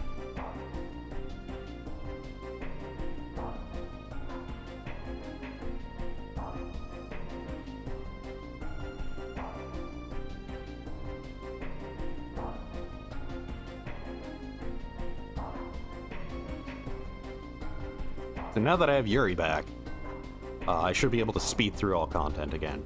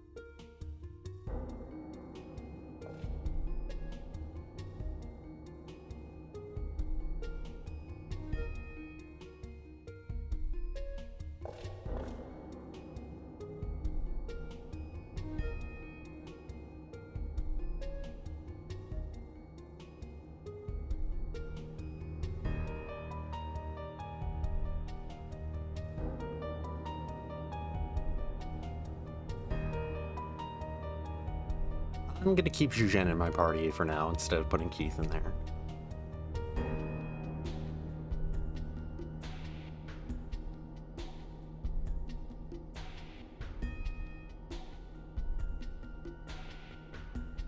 Actually, yeah, I think I'm gonna remove Alice from my party because, like I said, I don't know if I can even, like, I don't know if once the, like, point where you lock in a good or bad ending, if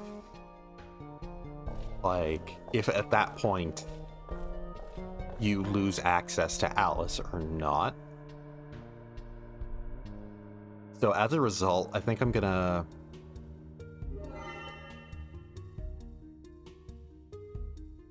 I think I'm just gonna not really use Alice, just in case.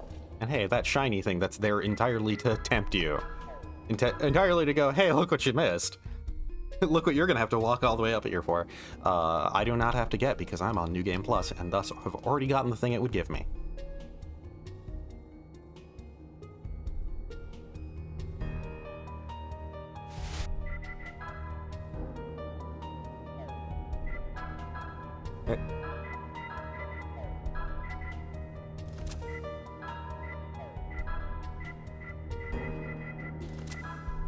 I don't really need a Leonardo's Bear anymore. Flare Brooch, though, is actually pretty helpful now. And, yeah, Mind's Eye.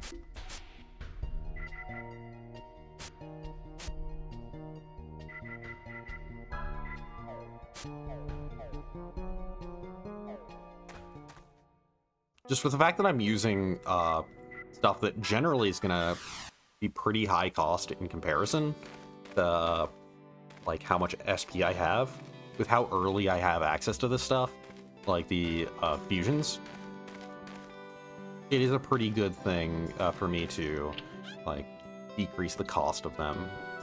The cost is actually pretty notable right now.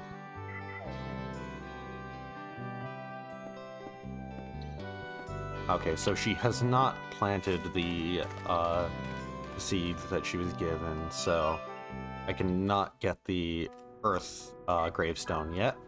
Which the only reason why I want to do that is just because it would give me access to Keith's ultimate weapon. So I have to do that in order to like access the side quest that will give me Keith's ultimate weapon. But then again, I'm not going to be using Keith for the final section of the game, so do I really need to get it? Oh right, it's not Prague, it's Rouen. This is Prague.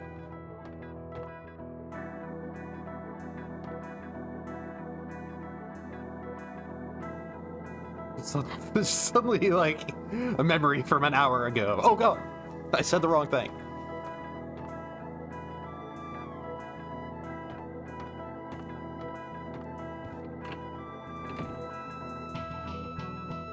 I guess there is content right after the whole bit with getting Yuri back.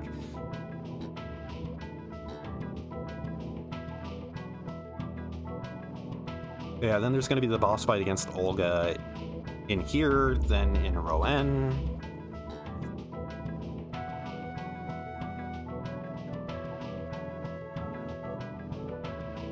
Then we're going to go do the orphanage stuff.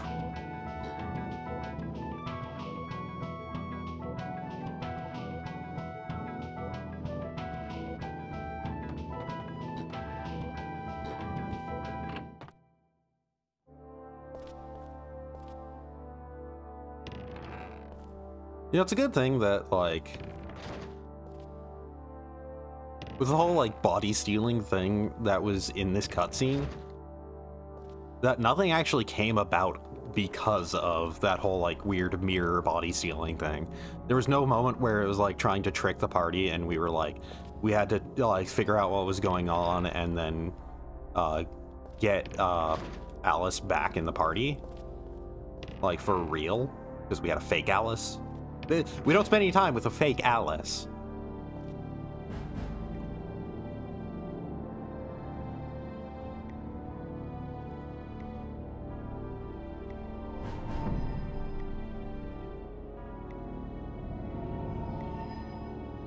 It's just a bit of a creepy moment, and that's just kind of it, and then we just beat up what was doing it.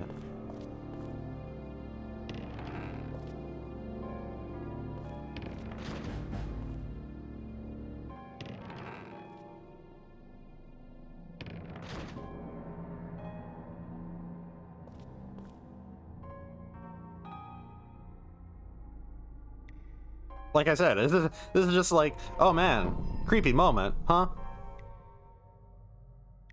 Body stealing, oh my god! And then we just fight Olga.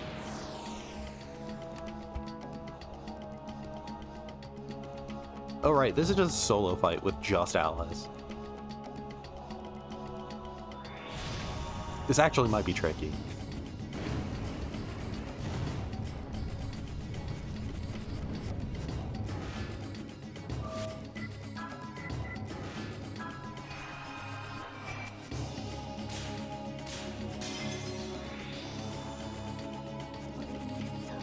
I wonder if the Judgment Ring is slightly misaligned. And saying that, I wonder if that would be an emulation thing, an original game thing. Because it seems like that should have been a perfect, right?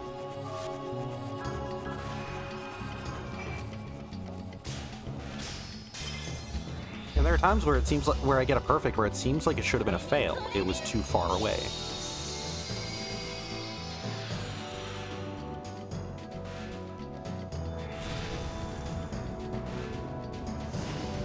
Okay, now's the time to heal back up to full.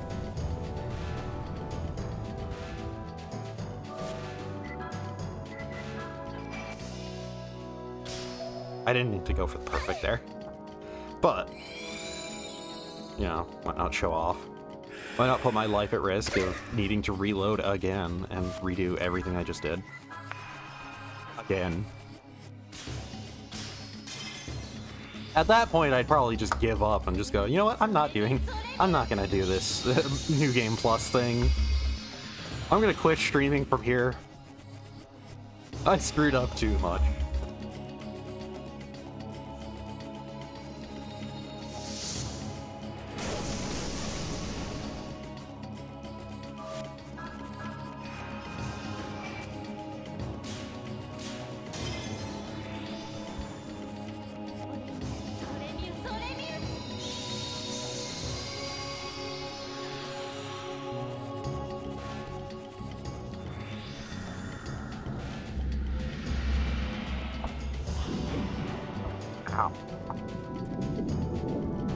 I mean, you got nothing from that, but ow.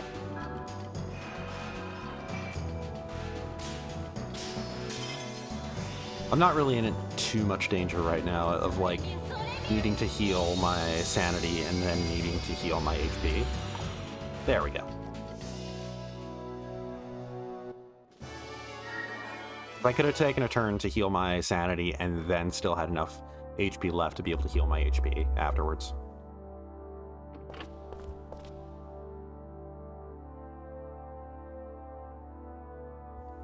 I will say, it would have been funny if Olga actually was like, hey, what the hell are you doing? This is the ladies' bathroom. This is supposed to be a woman-only encounter. How rude. If, like, that is what, like, her reaction to everything was. After just trying to kill, like, Atlas and whatnot.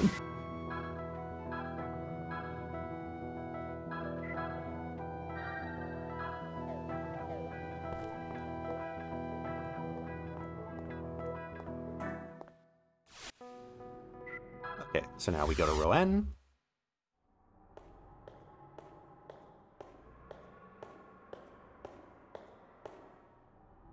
Get some vague talking about Koudelka.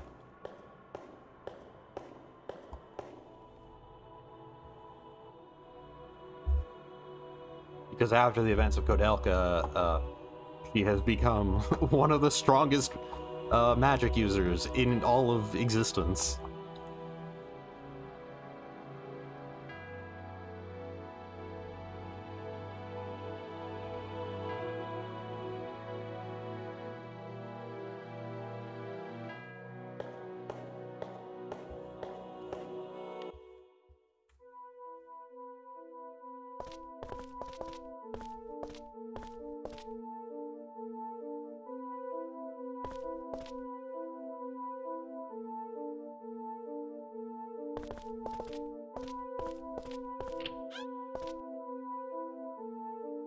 Yeah, just rent a hotel room.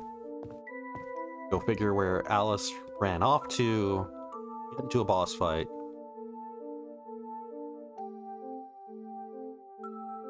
I don't think it's a boss fight. I think it's just just an enemy, like fight against 2 upgraded wind shears, I think. And then we get into a boss fight against Olga.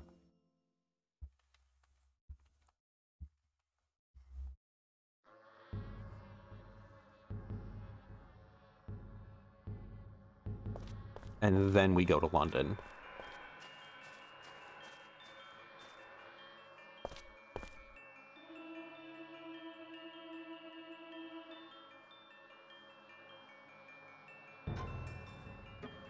So I don't know if I've ever mentioned it on stream, but the whole graveyard stuff in this game sort of makes me think of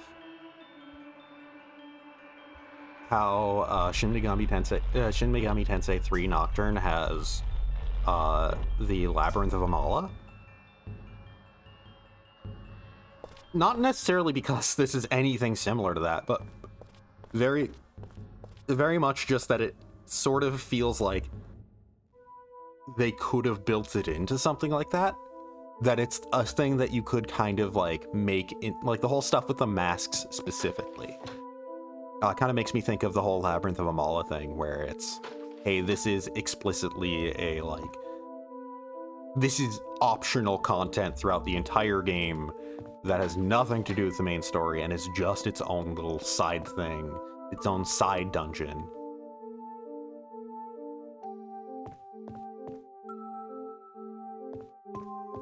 That it's just this optional dungeon that you can progress throughout the entire game, and it's this huge thing. And it's just the thing that you can just go do. And if you get to the bottom of it, you get, you know, the option to get a, just to get an alternate ending. And yeah. And the whole nature of the whole masks being technically optional content that you can do to get a new ending kind of makes me think of that. That, like, if this was a much larger game, they could have turned, like, maybe that side of things into, like, that the graveyard could have been, like, a dungeon inside Yuri. Like, inside his soul, to, like, kind of progress through the game. And if you beat the dungeon before, like, in the same way that you beat the masks, oh, hey, if you beat the dungeon here, So, yeah. It's just the whole thing of, like, it feels like it's something that could be built into that. Wait, is this another Olga fight? Okay, yeah, it was the upgraded wind shears. Bifrons.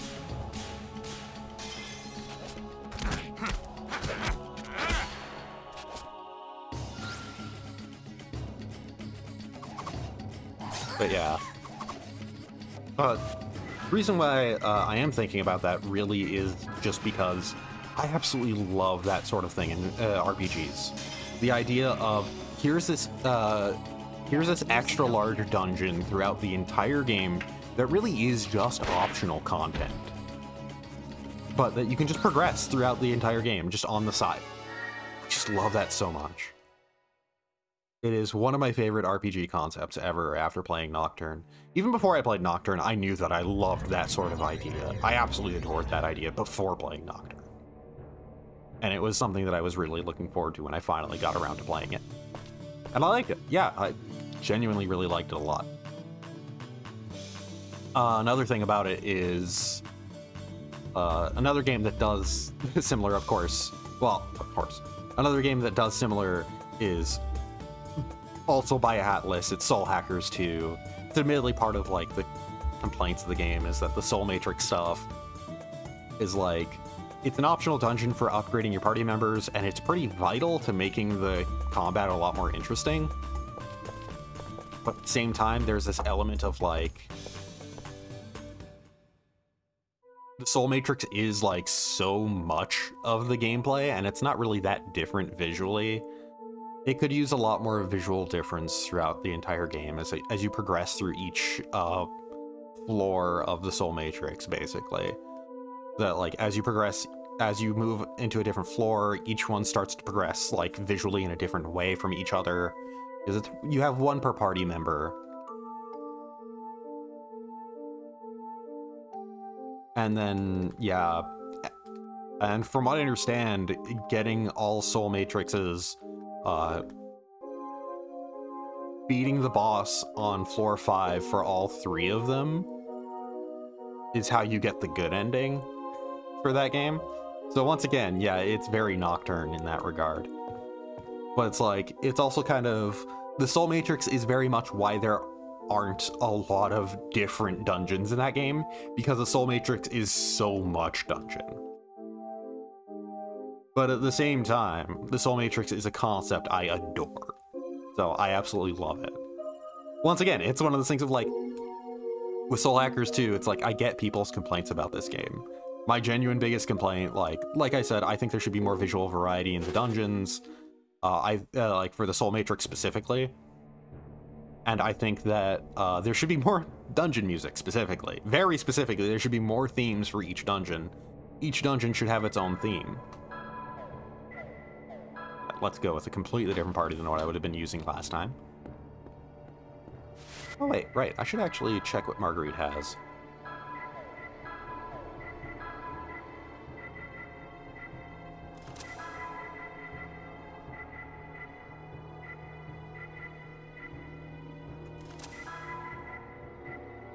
There we go, that's fine for now.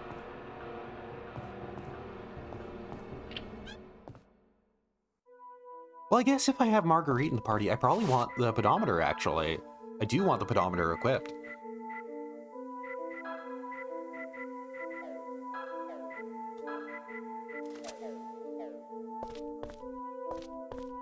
But yeah, like I said, Soul Hackers 2 is very much feels, it's one of those games where its flaws make it feel like it's something that's made for me. So it makes it feel more personally, like, more like a personal appeal, so it makes me more attached to it than, like, I would be, like, necessarily a better made game, quote-unquote.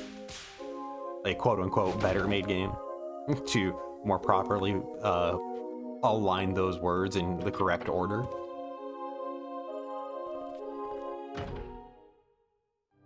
But yeah. I really like Soul Hackers too. It is a smaller thing. It definitely has problems with dungeon variety in terms of visual design, and once again, because of how big the Soul Matrix is. how much dungeon there is in the Soul Matrix. The fact that you actually, like, honestly, from what I've heard, you aren't going to beat the Soul Matrix all on your first playthrough. You have to New Game Plus it. Because there's more than the 5th floor. There's more than 5 floors for it. There's a lot more. The only way you can get those additional floors for everybody is basically by doing a New Game Plus. Because the way you do it is, like, you have to upgrade everybody's soul level. And the basic idea for, like, your first run through, if you want to get the good ending, is you upgrade everybody's soul level to 100. And this allows you to beat the boss of each of their floor 5s. But to actually complete the soul matrices for each character, you have to have them have a soul level of 200.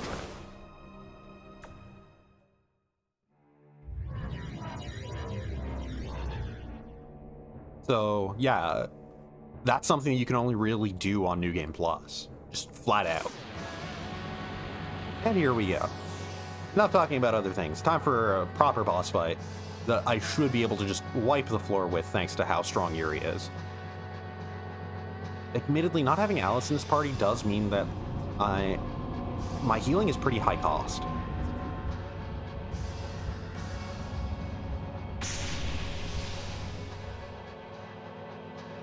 He just inflicts poison, which the ticks of poison are nothing. I don't care about healing it.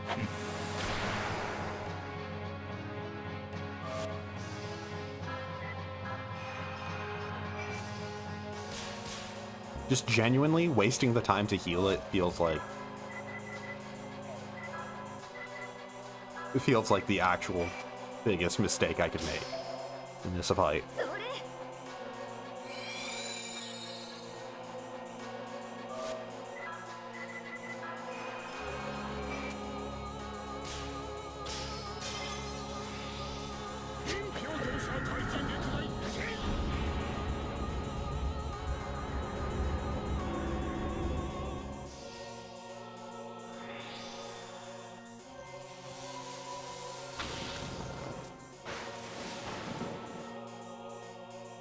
Because, yeah, the direct damage that she does is a lot more dangerous than the poison itself.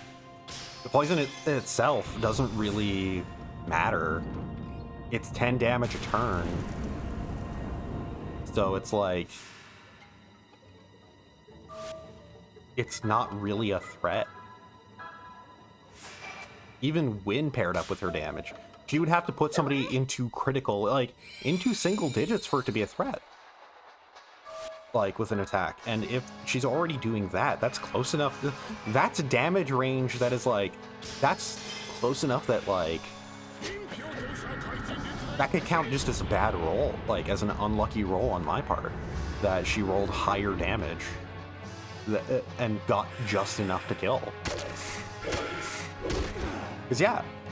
There, yeah, the poison didn't even come to play there.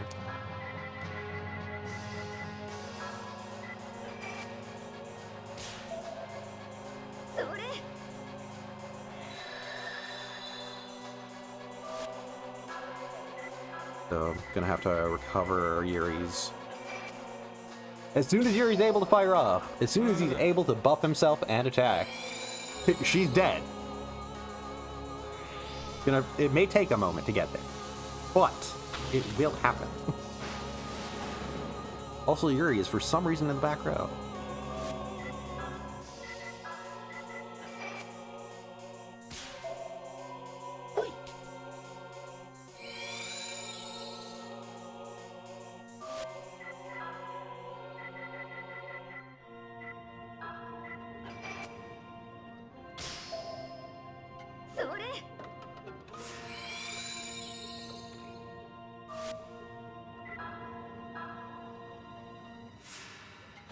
I am gonna have to recover Yuri's SP again after this.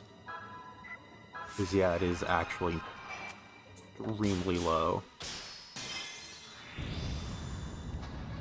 Like, he might be able to genuinely just kill her in those few turns he has, but that's a risk that I'm not gonna take.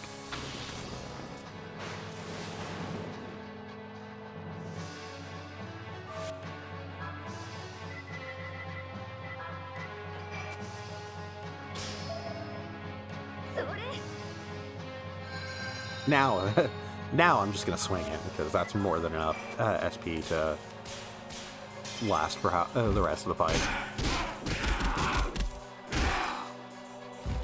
Yep, just wild damage from him right now.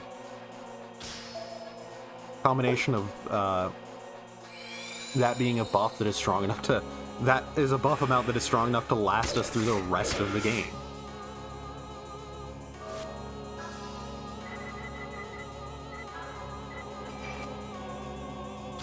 And having the Mind's Eye equipped as well to just then further double our damage.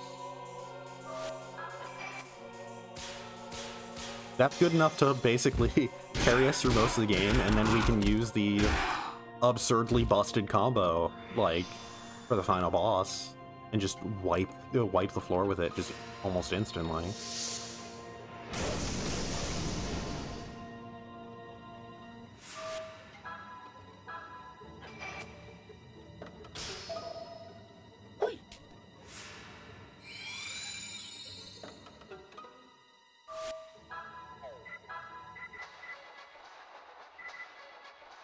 Well, yeah, let's scout.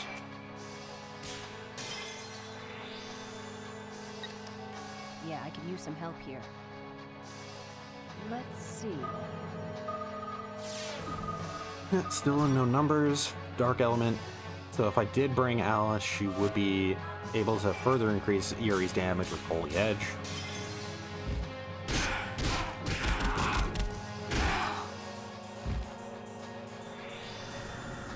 That's whatever.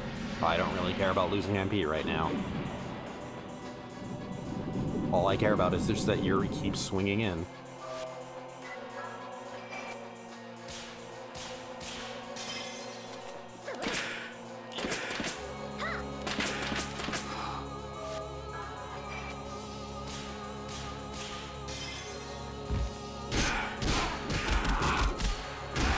Damn. 2 strikes. And a nice as well on invisible hit ring. Judgment ring.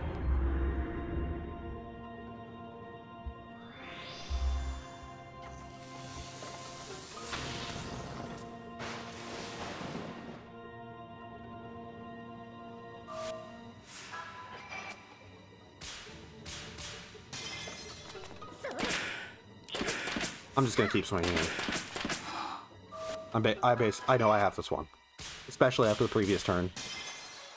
Ooh, nice and a cool. Yep, there we go.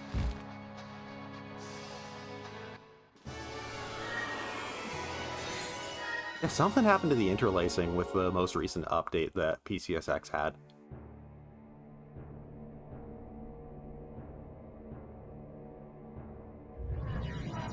I wonder if it's an inherently fixed interlacing thing, so some of the interlacing stuff that I'm doing is now, like, overkill?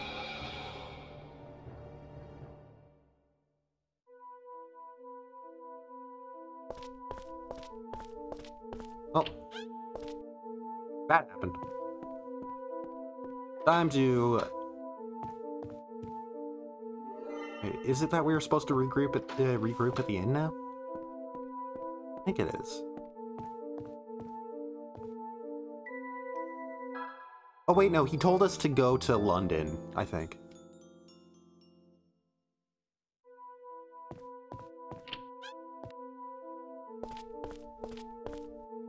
Let's just see, currently... Oh, Yuri was in the front row. I don't know if he got hit with knockback. I don't remember putting him back in the front row. Might have been also doing lessened damage that entire time because of being knocked back into the back row, which only further states how wild his damage is.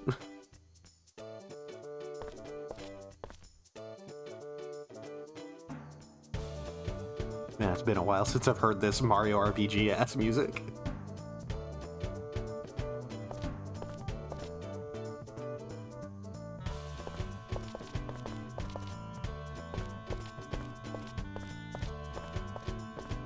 What do you have? Priest earrings are pretty okay. Let's get them first try.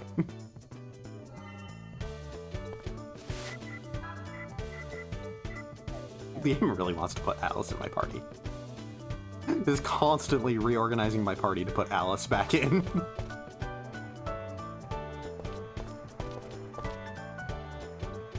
No, use your healer.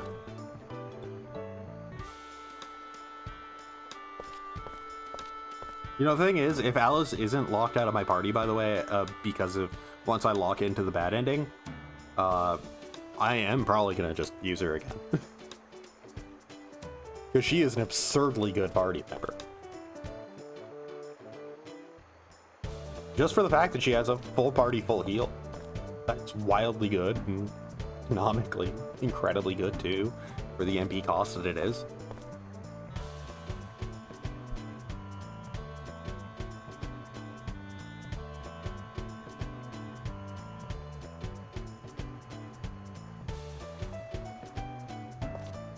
So, because cutscenes are going on, I might as well once again talk about other JRPG stuff.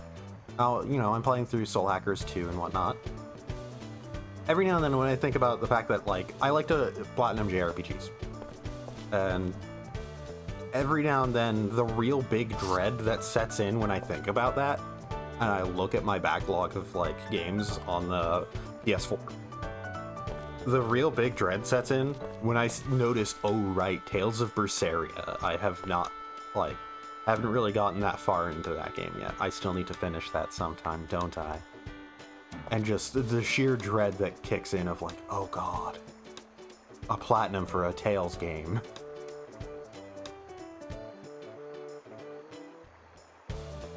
I did get all the achievements in Tales of Vesperia on 360, and then I also got all the trophies for Tales of Vesperia Definitive Edition on PS4, so... I know how Tales games get in terms of how much they have you do.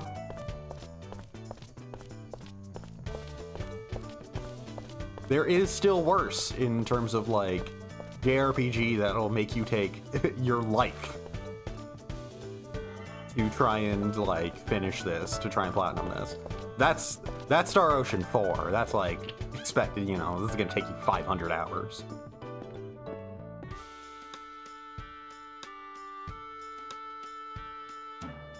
Remember seeing that, I was like,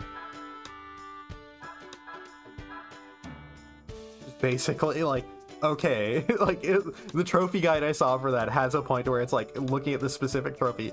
Okay, I want to ask you, are you really sure you want to get this platinum? Because you are going to invest a good chunk of your life into just this. So make sure you know for a fact that you want to get this, that this means something to you and is a big deal to you personally. It's the trophy guy just trying to warn you away from it is kind of funny to me.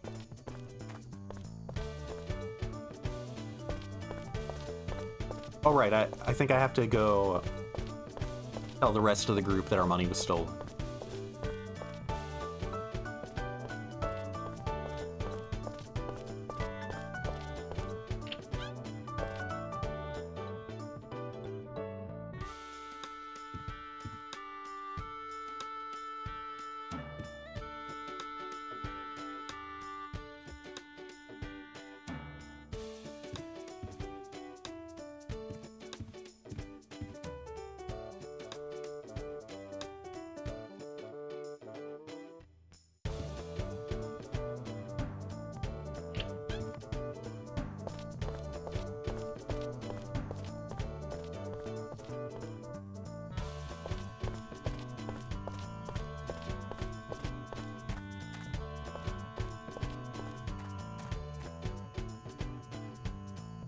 There we go.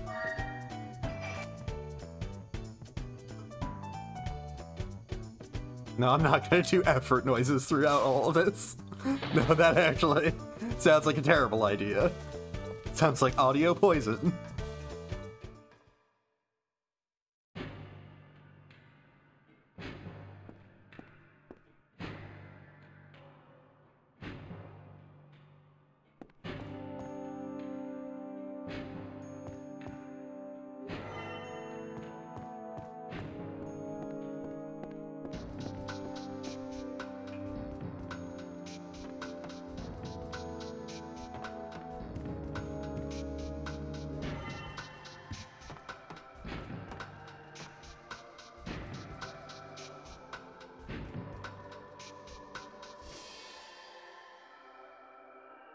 So we're gonna go to the orphanage, then we run back to ask the guy who knows everything about the orphanage.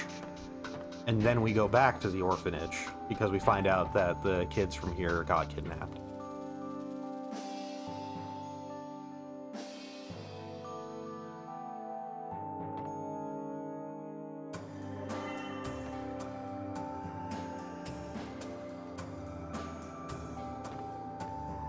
But yeah, with Tales games, usually like a big thing in them is getting every title. And there are so many titles that just have absurdly stupid requirements. And there's the stuff that's like, oh yeah, use a use a lens on every monster in the game, every boss, every phase of every boss. Make sure you don't miss a single thing, because then your monster book will be incomplete, and you won't get the trophy for that. You won't get the title for that, and thus you will be locked out of multiple trophies. And you will experience true pain trying to figure out what you missed. Finding out it was at the start of the game. It was the tutorial fight. The second phase of the tutorial fight.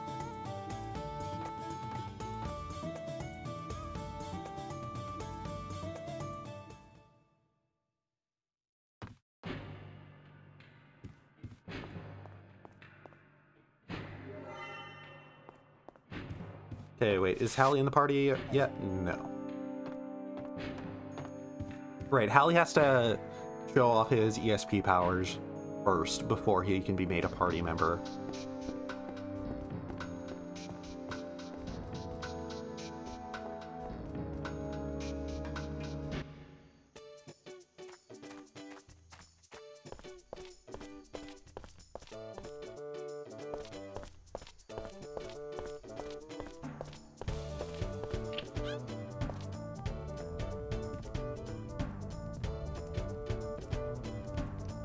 We talk to old Carl, we go to the orphanage, we come back, talk to old Carl, and then we go back to the orphanage, I think.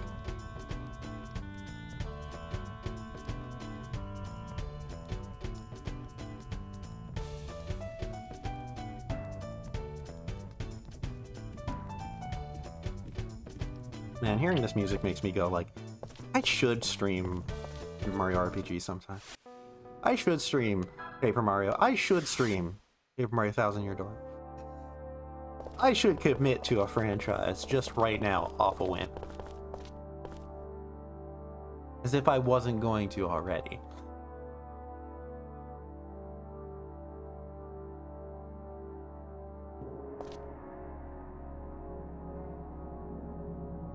I should stream before the year ends. I should stream myself playing through a randomizer at least once.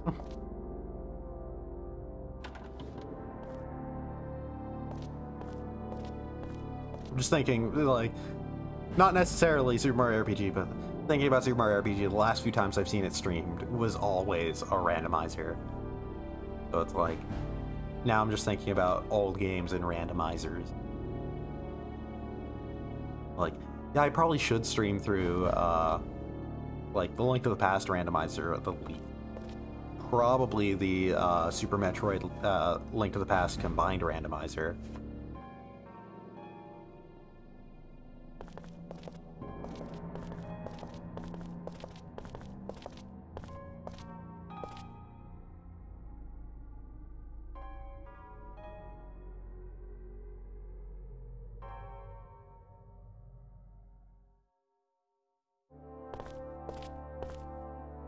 Yeah, we go back, and then find out that the other orphans were kidnapped.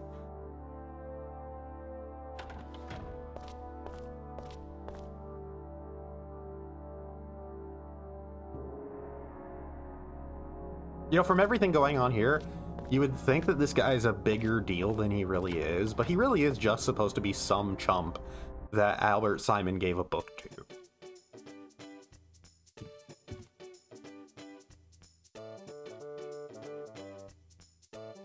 He could even make a whole, like, a whole plot of Kudelka happen. All the events going on in that game. that happened because Albert Simon gave somebody else the same book.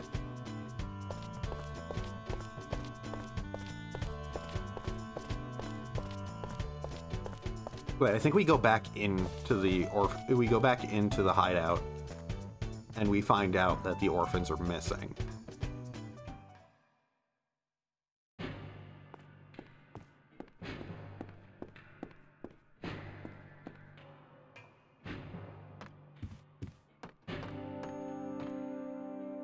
Yep.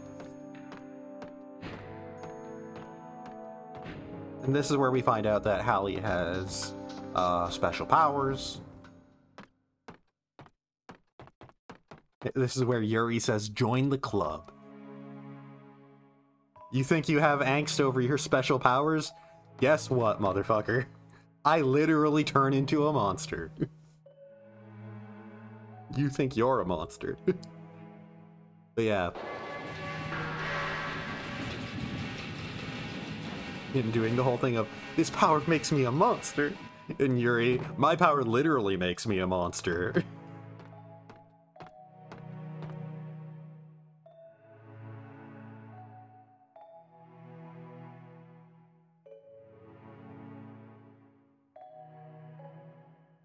Yeah, I have to have Hallie in the party for this.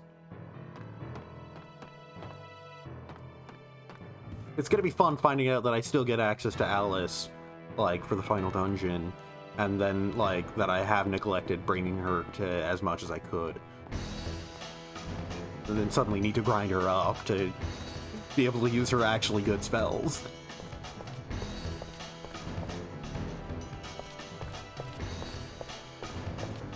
Wait, I have money again, so I can afford to go back and buy some stuff. Also, let's upgrade you.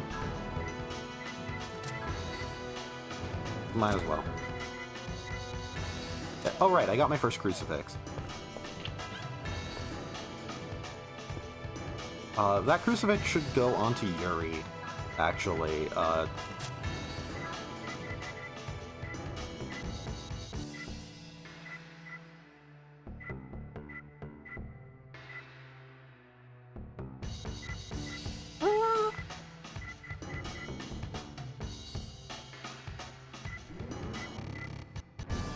I'll give him MP consumption down.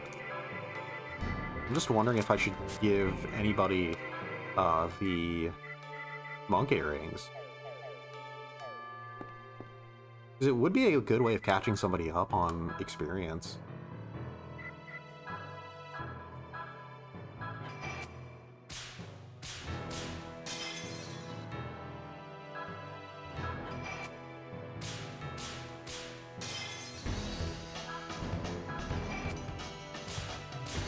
Damn it.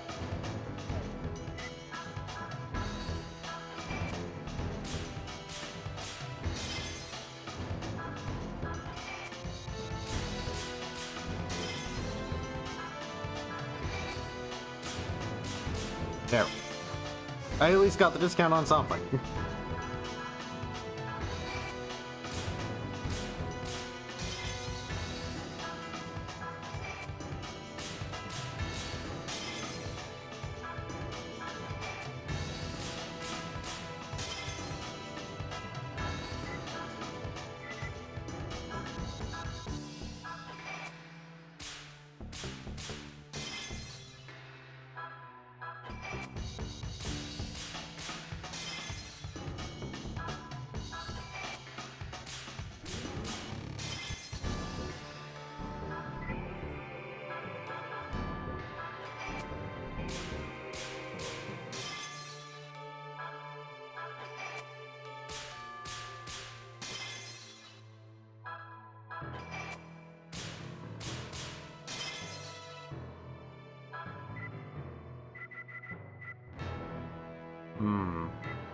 So...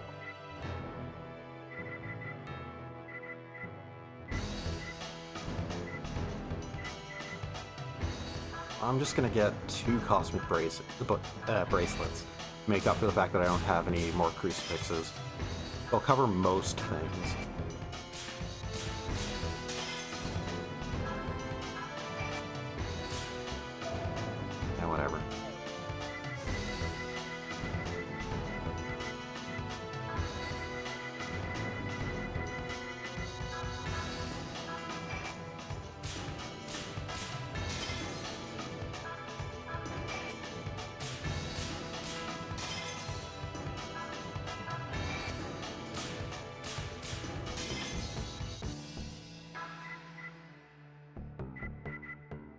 I definitely need some talisman.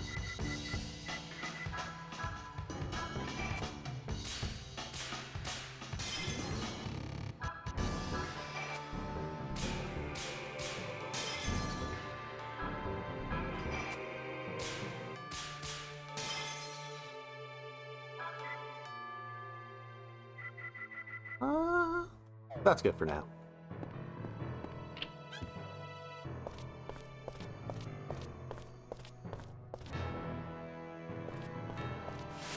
Time to get our punching fists ready. Now to go to the orphanage. Instead of that, cosmic bracelet. And I'm not really going to be running into instant death here, so...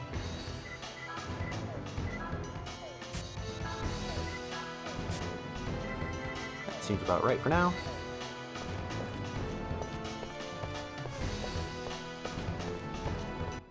But I probably should be using Alice, honestly. I shouldn't be caring about using a different party for this. And should just be caring about, like, whatever makes it go smoother. Just because of, you know... like, I'm going to be doing less content. And going to be, like, zipping through things a lot more fast, a lot more quickly. So, why do I care about... like, I should be caring about how good my party is in the first place, instead of if my party is different from the previous one. Doesn't matter if my previous one was like one of the best ones.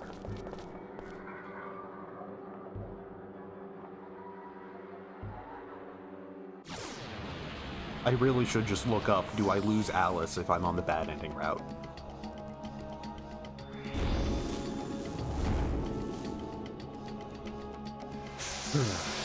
So, this shouldn't be too hard. Just do the same thing I've done all the previous fights. I mean, this is technically just like a normal enemy, right? Very slightly buffed up.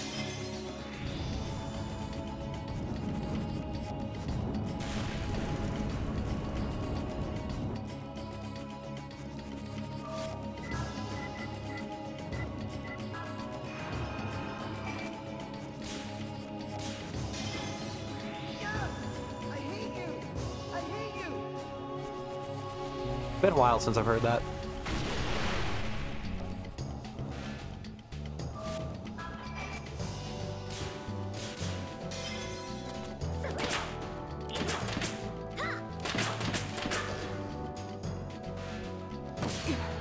Ow!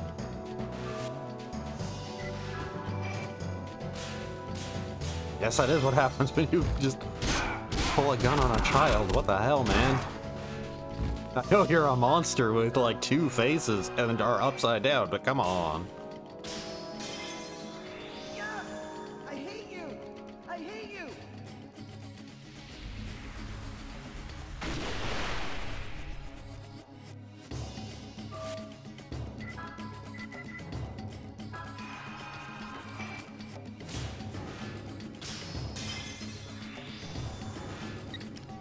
Yeah, I could use some help here.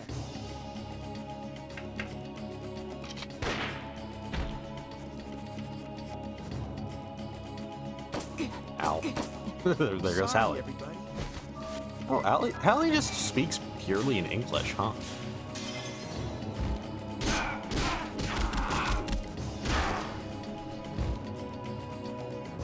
Everybody has, like, Japanese grunts, but Hallie is full on is just only speaking English, huh? Wait, why'd I do that? That's not the revival item. I guess Hallie's not getting experience.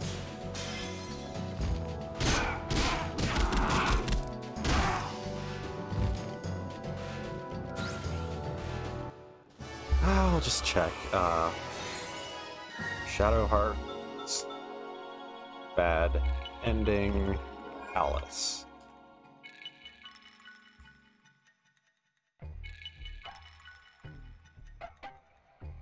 Yeah, there's just an LP that'll show me.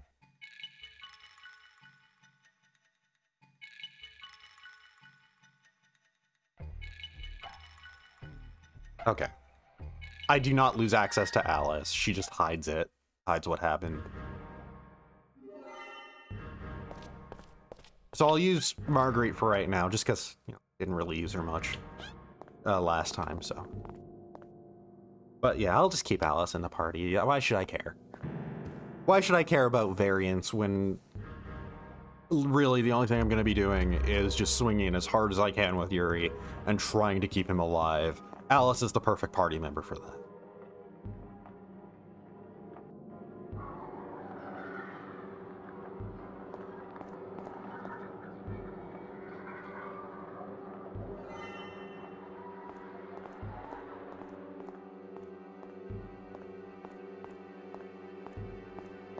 And there is the treasure chest right here. Was there a thing here? Yeah. Beer extract. I will go use a tent at the save point instead of... I will remember, right, I have these, just full heals. Also, heals to use on Yuri.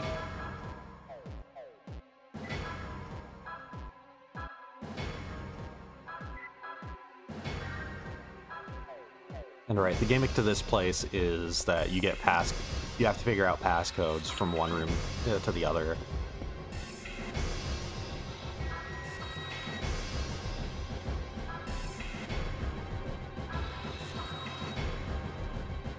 Wait a minute, I can't read that. That's too personal. Whoa!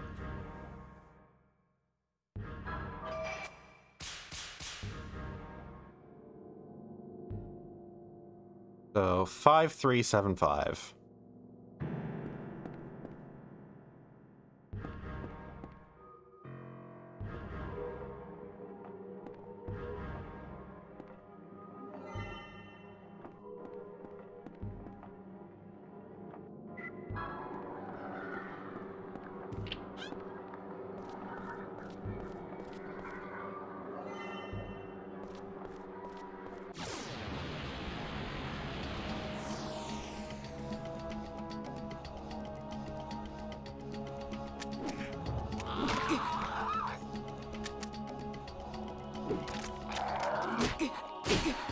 My all front row party, huh?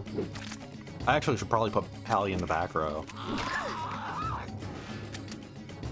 Because he's mainly just going to be doing magic and healing.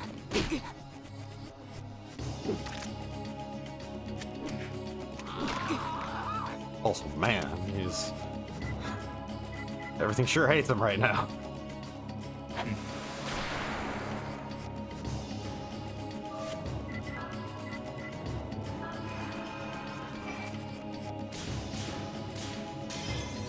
A few times I'm not just buffing my physical attack as it free.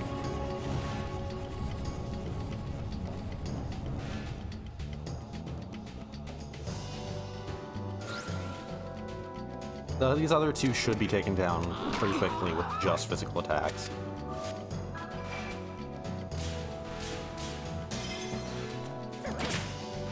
Yeah.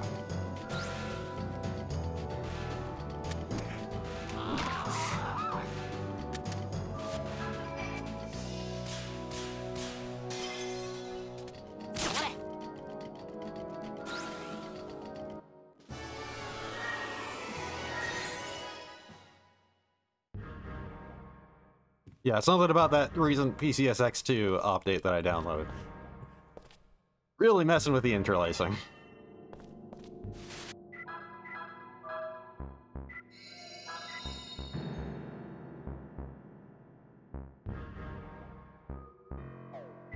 Sorry, trying to make a beat.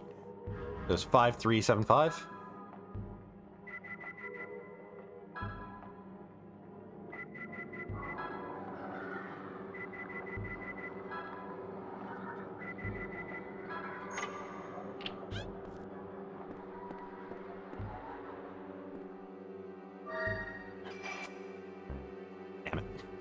It was slow.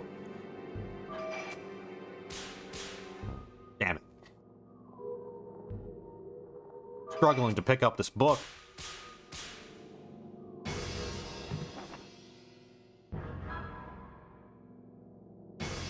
Okay, so 4/18/09.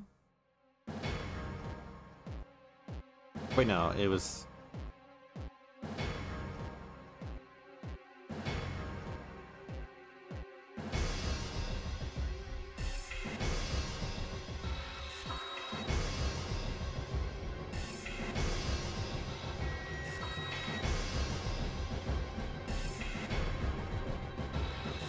There we go.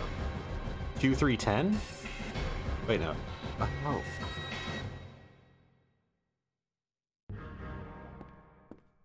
Oh, wait, no, it's here it is.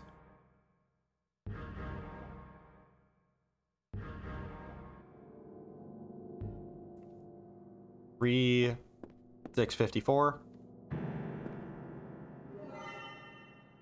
Monk earrings again. More experience if I want it. So 3654, I think. I should heal. I mean, I should save. Very specifically, I need to save.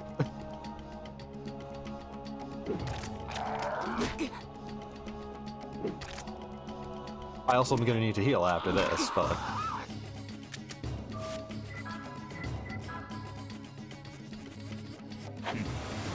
Ragnar here has the highest special attack, so... Icy Breath. Should clear the entire encounter.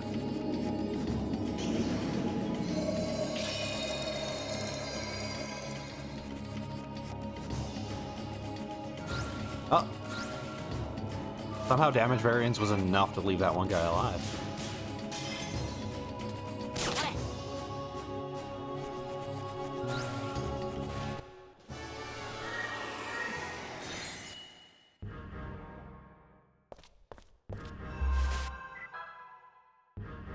Right, first use a tent.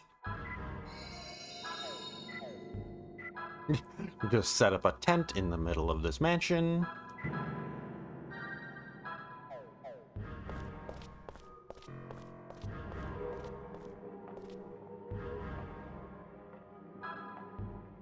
That was 3, 6, 5, 4? No. I completely forgot what it was.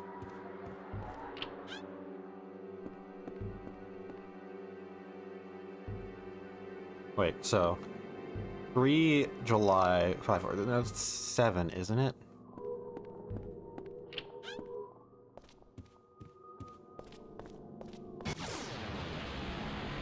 Hey, I was about to input a code into the door. How dare you?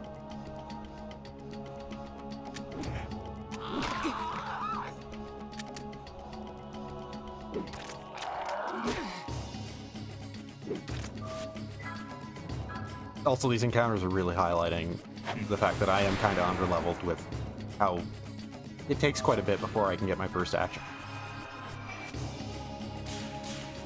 That's not what I wanted to do.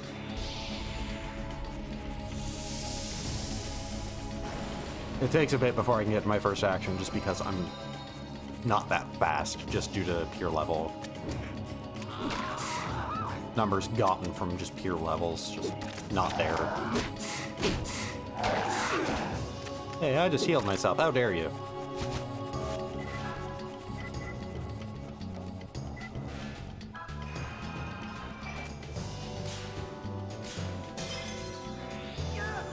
I hate you! I hate you!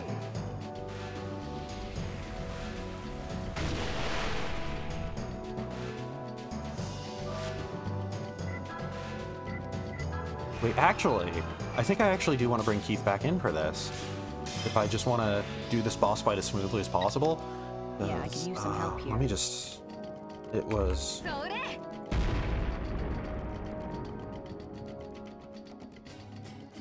Mammon. And Mammon is Earth Element. Wait, no. Keith has Earth Blade, and what I want is Air Blade. Air Blade is on Hallie, right? Okay. This is fine for doing as much physical damage as I can.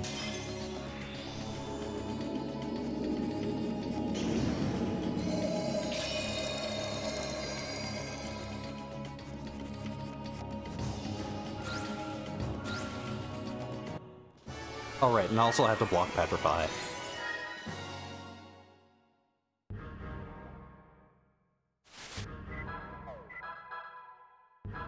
The Crucifix blocks it. Cosmic Bracelet doesn't. But the Zodiac Bracelet does?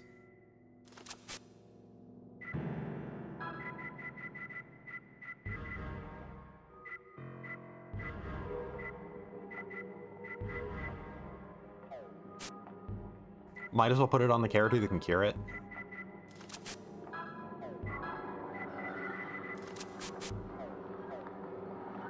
That way, if the one character that can get hit by it gets hit by it, they can guaranteed have it cured from them. So it's 3, 7. It's 0, 0, 0, 0.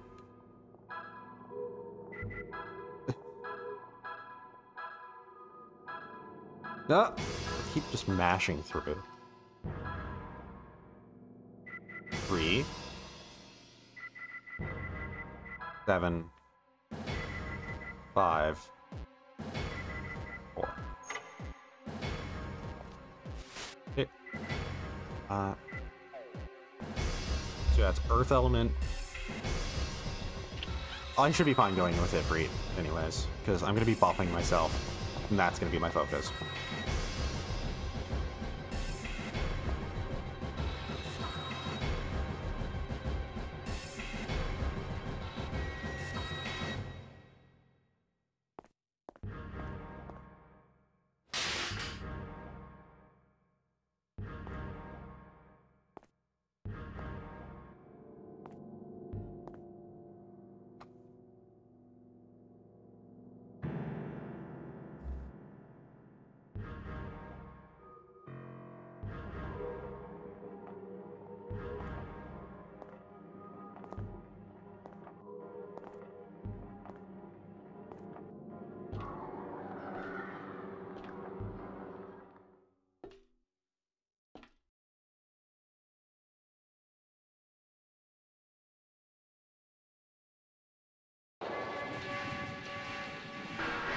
Oh, right. Earlier I was making comments about movies and the whole Mario movie thing. The other reason why I wanted to bring up Mario movie stuff...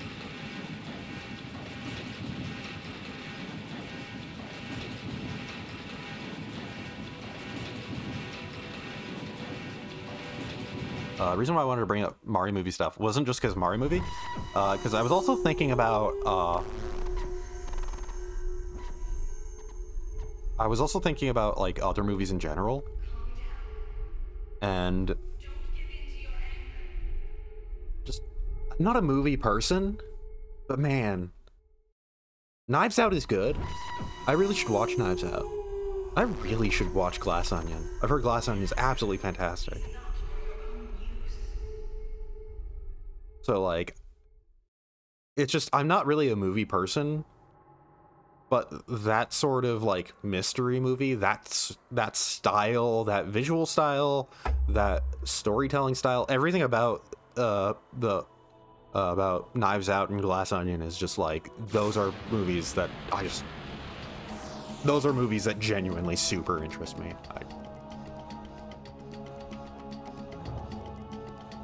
I really need to watch them sometime.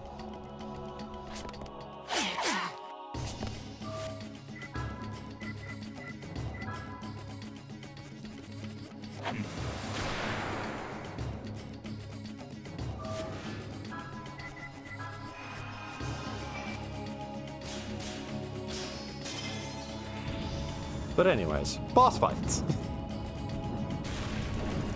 Time to focus on gameplay.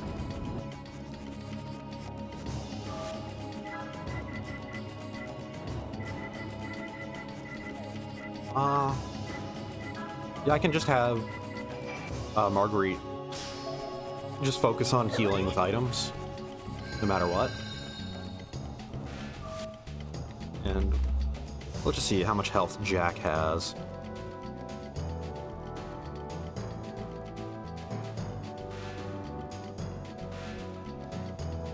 He has 2,500, he is water element, so actually, if I was to be swinging with fire, that would be the best thing for me to do. But eh. I'll just punch him. Ow. Watch what you're doing. Knives hurt, man.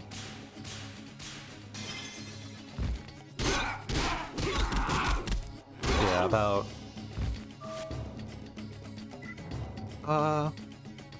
almost 600 damage, 550. About a quarter of, like, not a quarter of his health in one turn, but still. A good chunk. A fifth of his health.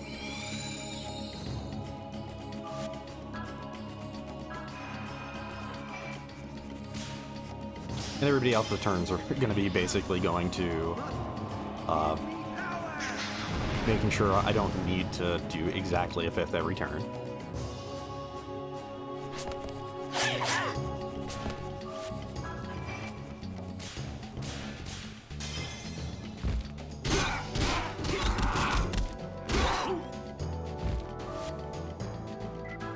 Yeah, that was about 230, something around there.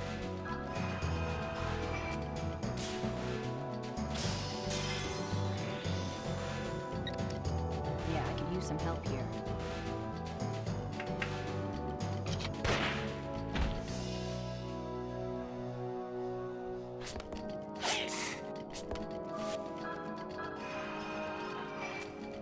Oh right, I should give the Berserk earrings to Yuri to increase his health if I didn't already. Give me power!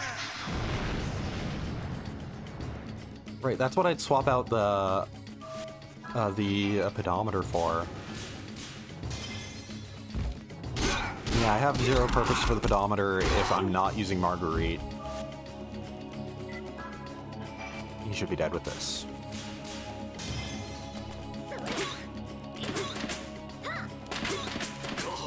There we... Oh no.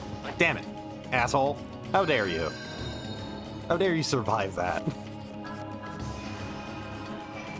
I know you just barely survived. Give me power!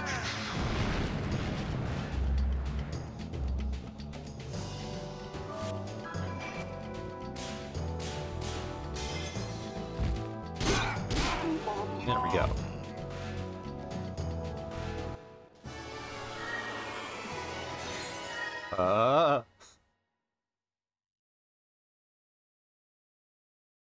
Every update to PCSX2 does weirder and weirder things to this game's visual effects. Now for the real boss fight. So our damage output should be much, much higher for this fight.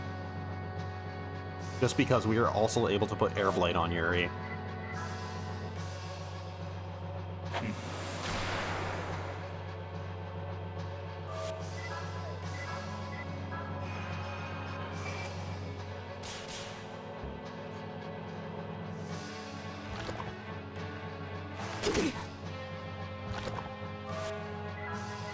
Air Edge.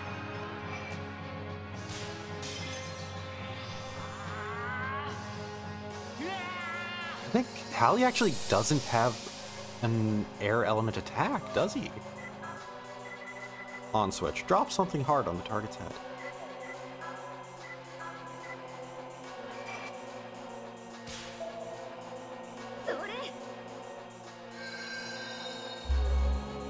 So yeah, Pally's best form of attacking is probably going to be applying air edge to himself and physically attacking.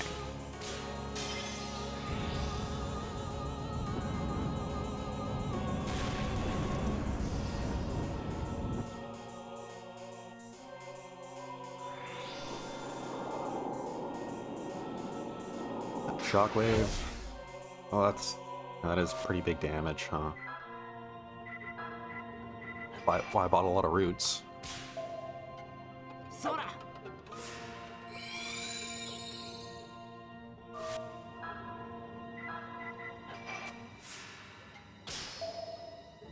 Yeah, that seemed like it should have been a failure. I wonder if it's just a little more generous than it seems.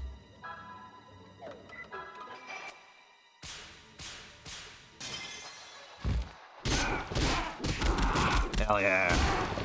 Hell yeah. About like in the range of like 700, 750. And Mammon is specifically 3,000 health.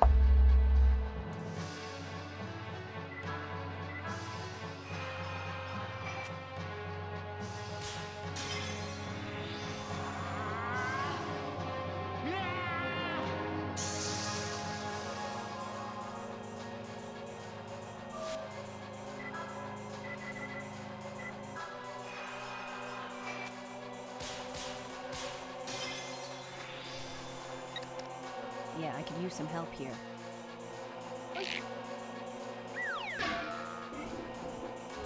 Well, 200 damage is okay. For somebody that isn't Yuri.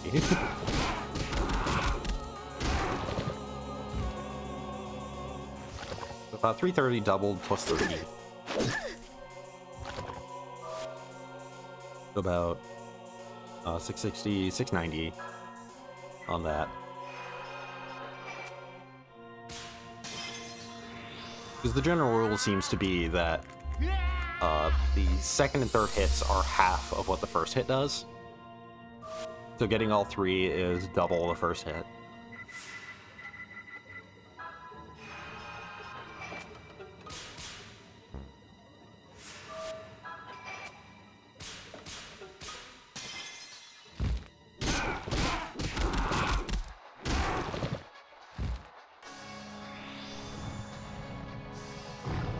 Howling is defense boost?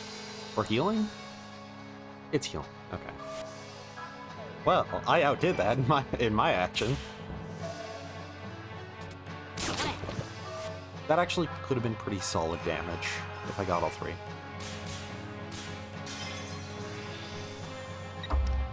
Yeah, I could use some help here. Of course, once I get the ability to buff everybody with the third tier of fire, then yeah, everybody's physical damage is gonna go through the roof.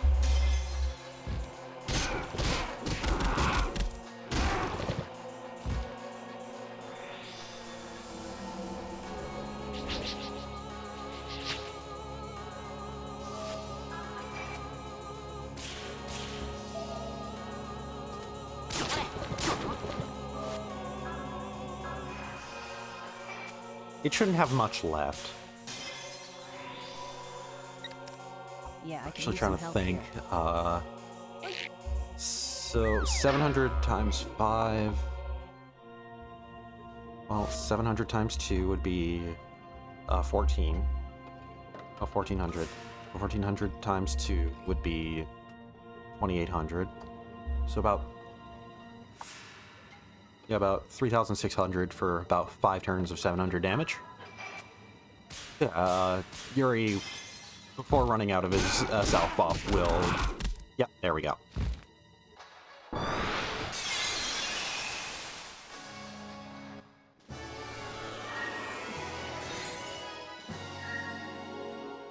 that interlacing is... Not a fan of this update.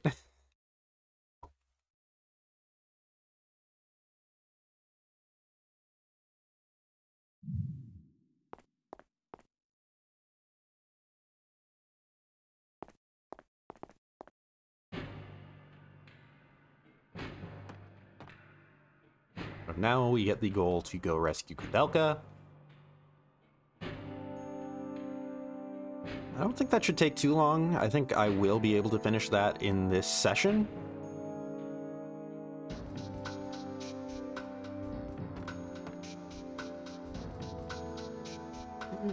Do you think I'm a monster? Yeah, exactly. A monster looks at Yuri. Yuri literally transforms into a monster kid. I understand that you got some angst over this power of yours. Yuri literally transforms into a monster, and we have a vampire as part of our team. If we thought of you as a monster, it'd be a compliment.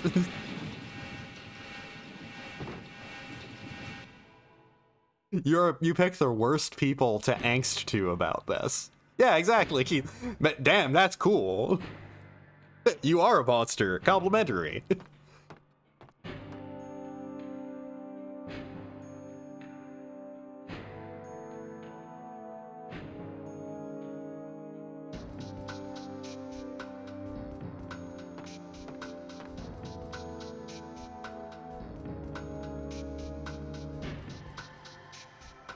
By the way, I still kind of think about the fact that for the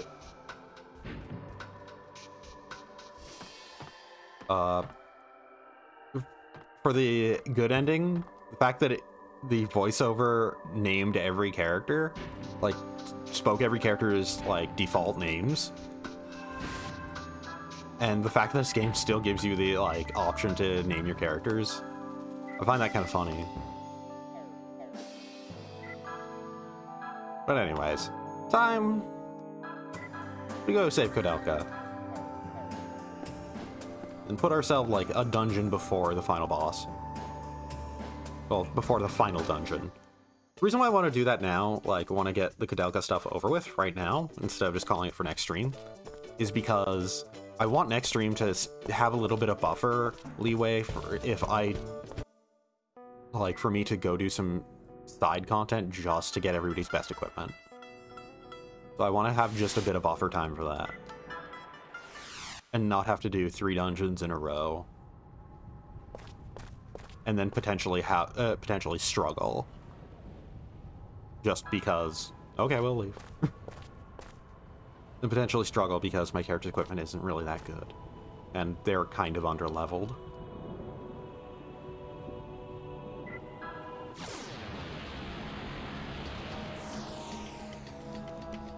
This shouldn't take too long anyways.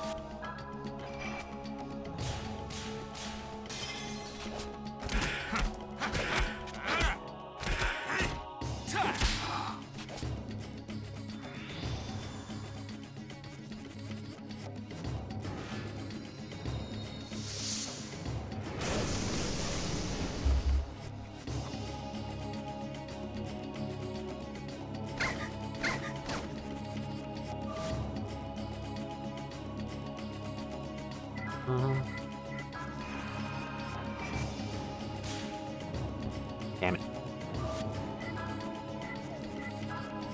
Okay, yeah, this one's almost dead. So Alice might be able to kill it with just this.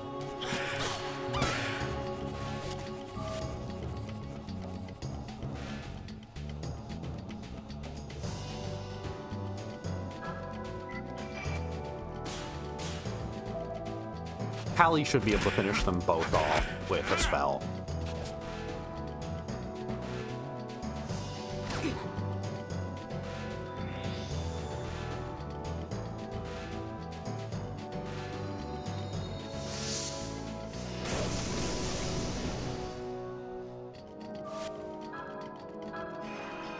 Wait, this is single target, isn't it?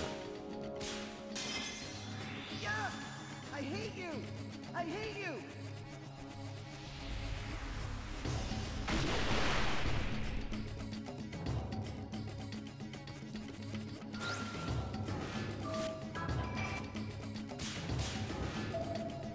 Doesn't matter. First hit's more than enough.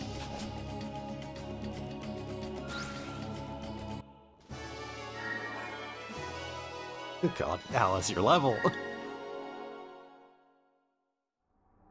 know what, Alice? You're getting the monk earrings. You have no SP in the first place, but fights should go fast enough that it's not going to be a problem at all.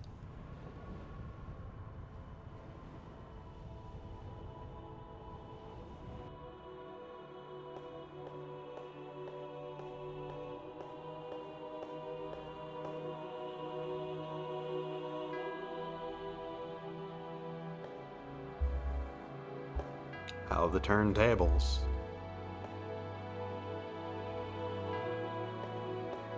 Other little idle thoughts as I'm just mashing through cutscenes. Just ran out of Cherry Coke. Picked up a new case of that.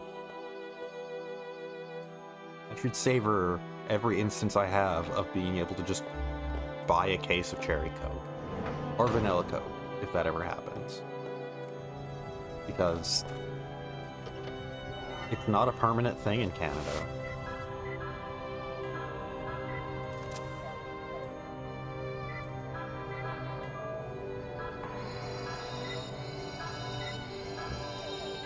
And I actually don't like normal Coca-Cola.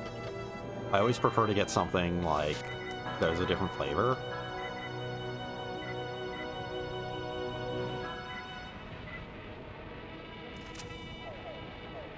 So but like Cherry Coke and Vanilla Coke, like I don't like normal Coca-Cola, but Cherry Coke and Vanilla Coke are two of my favorite sodas. I just like, it is the whole thing of like, I don't actively hate normal Coke. I just dislike it. I think it's like, it's a case of like, it's sweet, it's okay at best, but it's bland because it's so normal due to its ubiquitous nature. But just adding a bit of cherry to it or a bit of vanilla to it just enhances it so much. Makes it go from something that I think is just kind of boring and bland, that I would never really buy on my own, to something that I actively seek out. Other sodas that I'm always, that I usually buy are like, I'll usually get like Dr. Pepper. If I'm buying like a case of soda, I'll get like Dr. Pepper, A&W root beer, crushed cream soda as a maybe sometimes. Crush orange usually never, especially once I found out that Fanta, there is like cases of Fanta, like just cases of cans of Fanta, like orange Fanta, and why would I ever get Crush orange if I could get orange Fanta?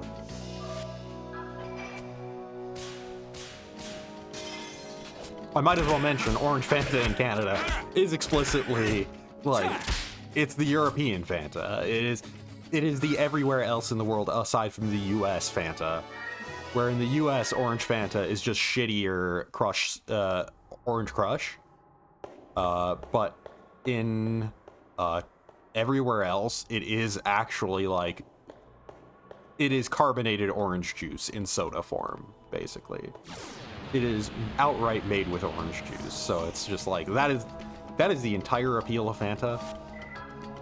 And it is the weirdest thing to me to find out that it is different in the US specifically. That in the US specifically, it is just shitty orange soda. Shitty fake orange soda. And just everywhere else in the world, it is carbonated orange juice. Not exactly carbonated orange juice, but like, it is on that spectrum of this is outright orange juice and in soda form. This is orange juice turned into a soda. It's like Orangina, but without the pulp. Orangina is way more orange juicy because it outright has pulp in it, but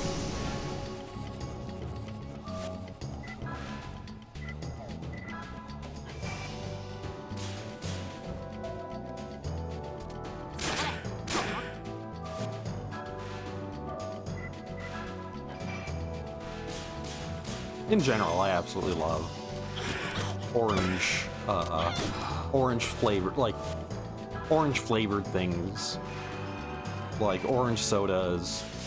There was an orange Coke that I actually liked quite a bit. Not as much as Cherry Coke or Vanilla Coke, but it was pretty good. I'm pretty sure there's been some Mountain Dews that have had like a greater amount of like orange flavor in them that I've liked quite a bit.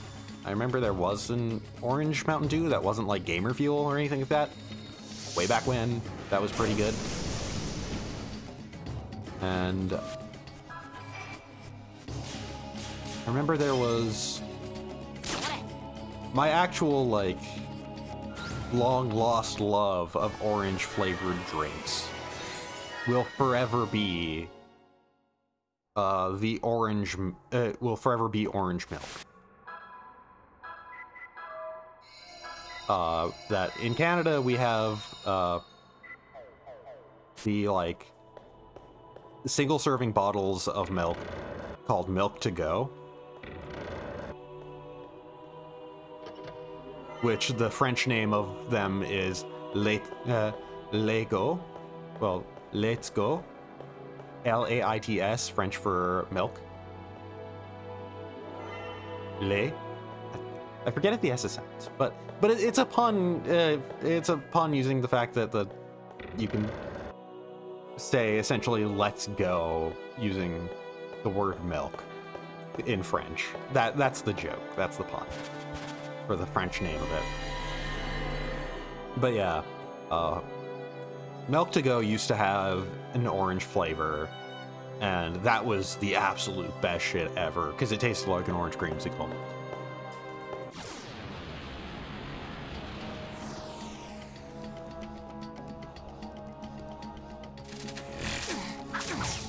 There'll be a lot of bugs. Just patiently waiting my turn until I can just wipe them all in one go.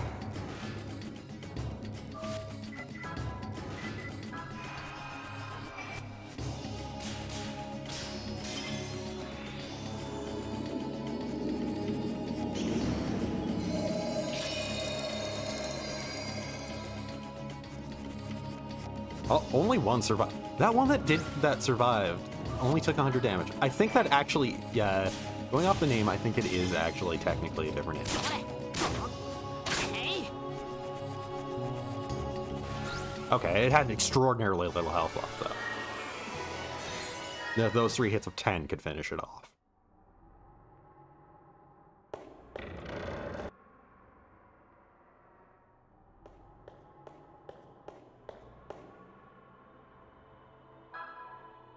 Do I have the coin for this one? Coin for this one. Yes.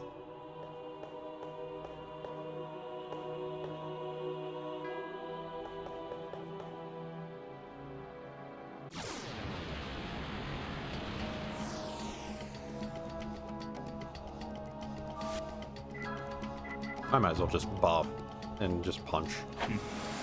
Well, no, physically punch in Ifrit form. Well, actually, I should have gone to Mad Bull if I just wanted to physically punch without buffing. I don't need to be completely 100% optimal all the time. If I needed to, I'd already have lost. I've already failed in so many ways. My optimization is shit.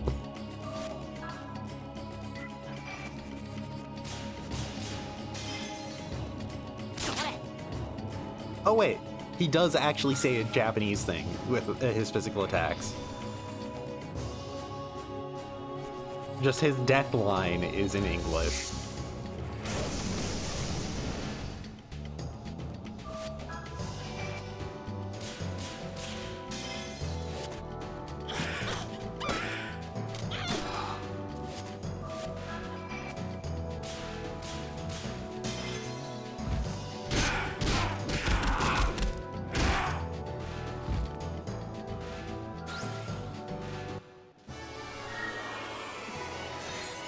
Hey, air shot. That would have been helpful for the previous boss fight. When it was weak to wind. Oh right, did I equip... I did equip Alice with it because she only has 6 sanity. This is another coin right here.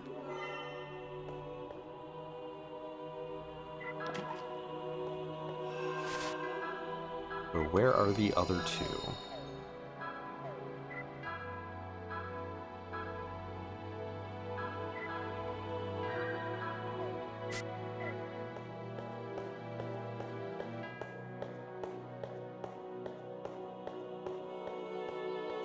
Wait, did I need to kill them to get a key? Yes, I did. Didn't format correctly. That might be an emulation thing.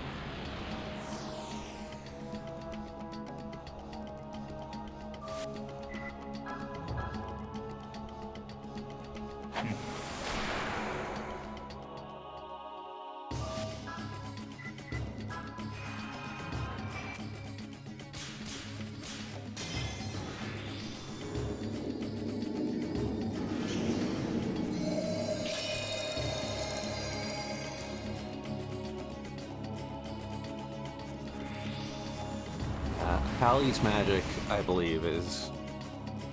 Oh, hello. Where'd you sneak in from? My cat's just suddenly at my feet. What the hell? I was just looking at where he was too, and just suddenly like, oh, like I look away for like a second and he's gone. Okay, probably just went back into my room to snooze. And suddenly just, oh hey, you're here. Hello.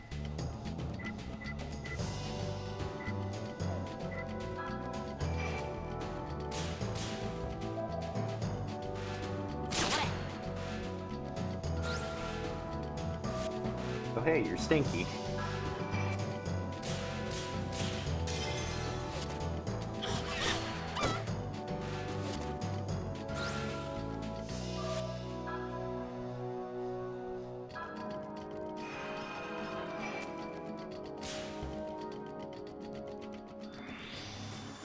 I'm gonna go turn a fan on because he just went to his litter box and just took a poop.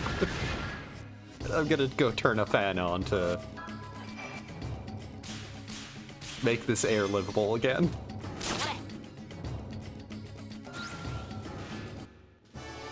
I'm good cat.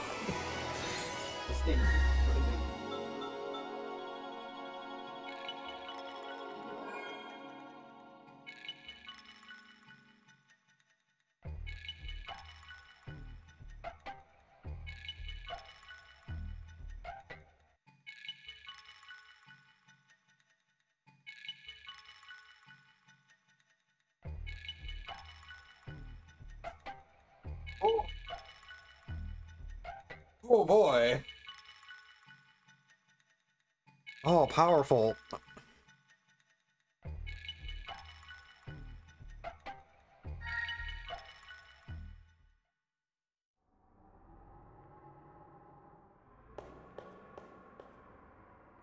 Breathe through a pillow for a second here.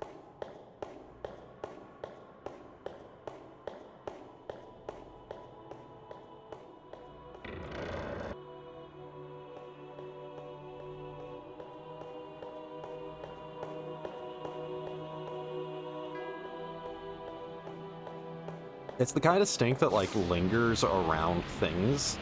So it's like, because he, you know, took the shit and was exposed to being around where the shit was, even just petting him, like, is like, I feel like my hand now smells. Because it's just the lingering smell coming off of him. It's not like he's, like, where I'm petting him is dirty. I'm petting his head. But yeah, it's just one of those things of just like, because it was in the air, he's stinky too. His whole body's stinky.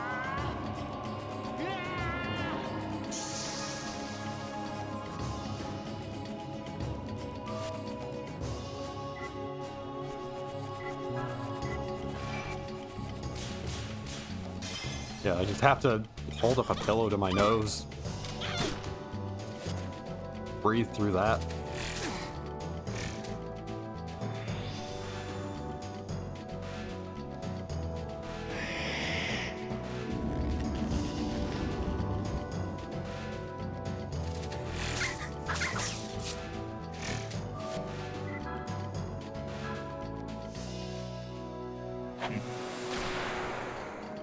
I'm trying to think where the other crucifixes are right now. I know there's one in the final dungeon. So I'm right now just planning ahead, like, for, like, how much side content I need to do. But I do want to have as many crucifixes as I can. Well, I want to have 3. Just trying to think of where they are.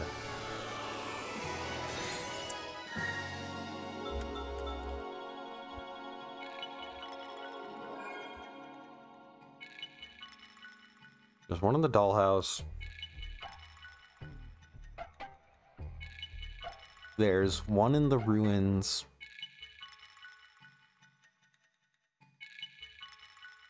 Wait, this is... That's for Covenant.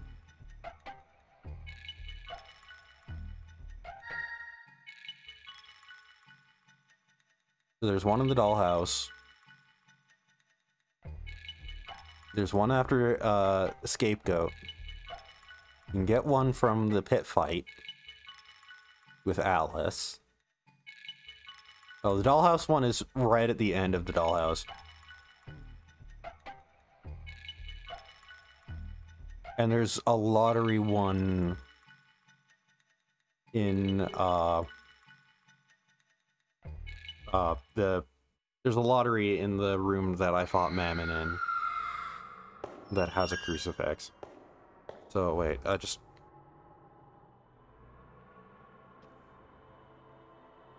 might do the dollhouse then. Hey, key to success. Aptly named item. There we go. Club key. Yeah.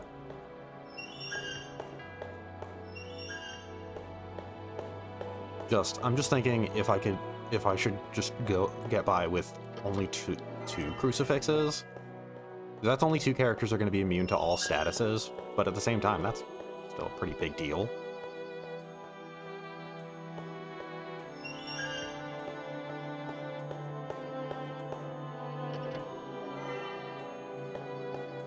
There's the diamond key.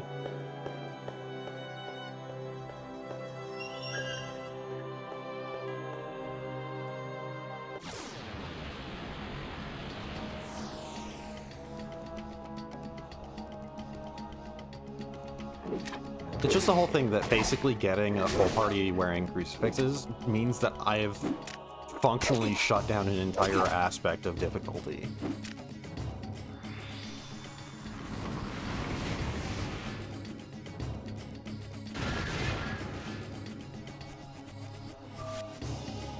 I'm gonna run for right now.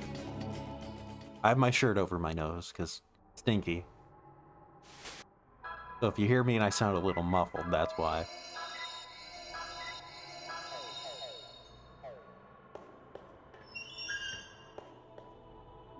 Here's the gold coin.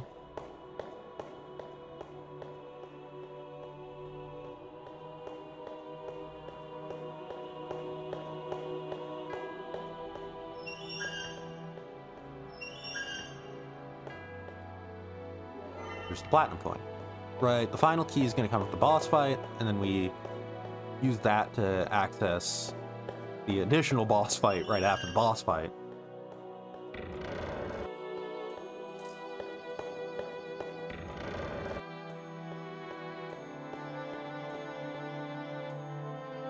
It already did that one.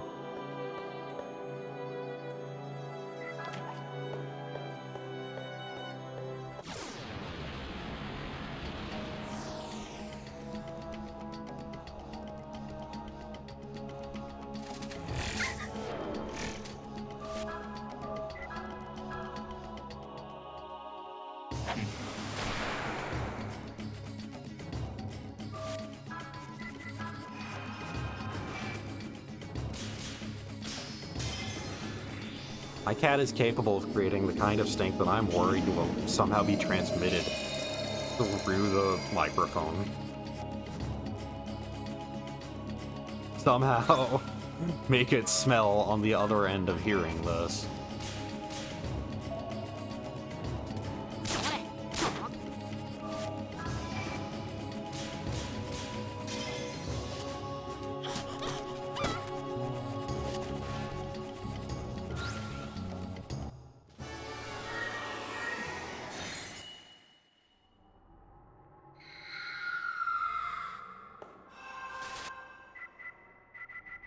I should clear that, actually. It's been a while since I've had to clear anything, because I've been speeding through stuff, so I haven't really been getting into too many random encounters.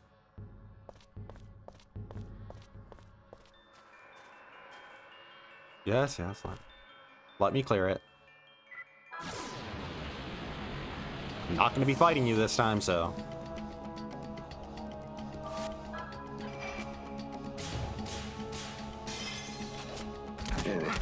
This is actually an enemy that I didn't fight last time, huh?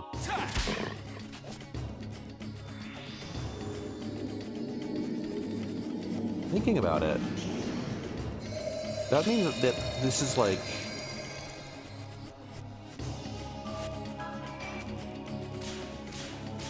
So, I fought Aang, and I forget German for 4. 1, 2, 3...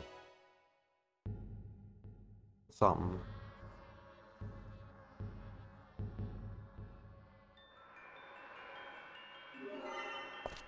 Let's check my monster library entries.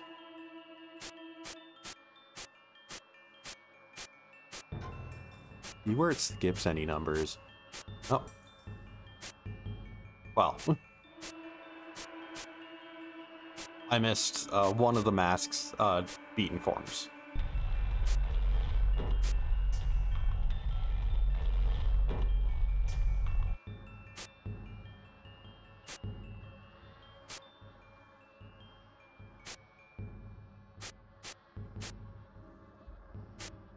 Yeah, 1, 2, 3. That's the only beaten forms. I didn't encounter the beaten form of Sword Mask, huh? That's via. Right. So I need zwei. Well,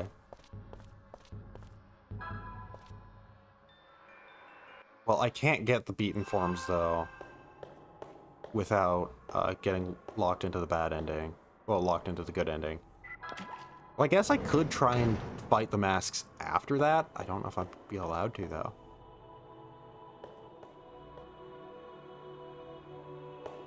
Well, I probably would be able to.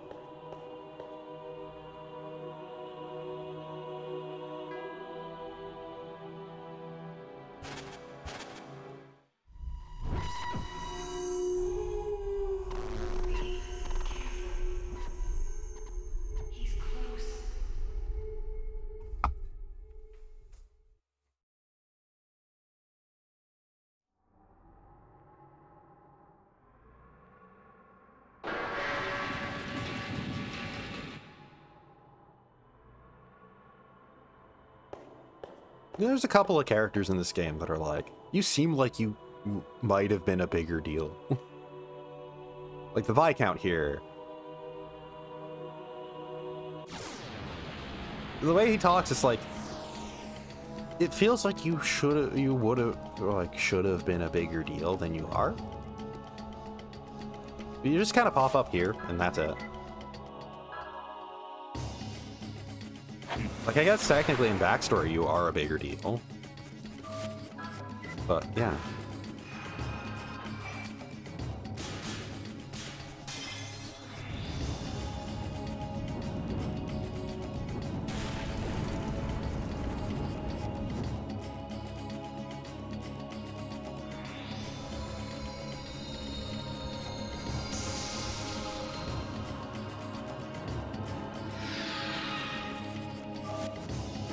Okay, good for you.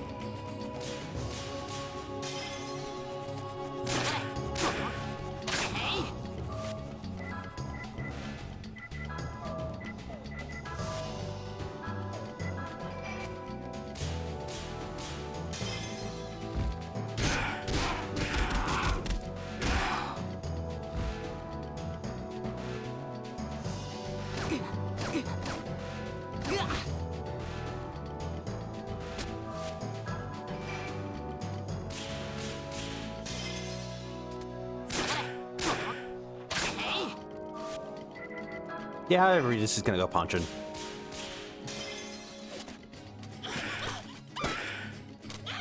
Even Alice is getting in on the fun. Hey everybody, come on, let's all go punch the Viscount.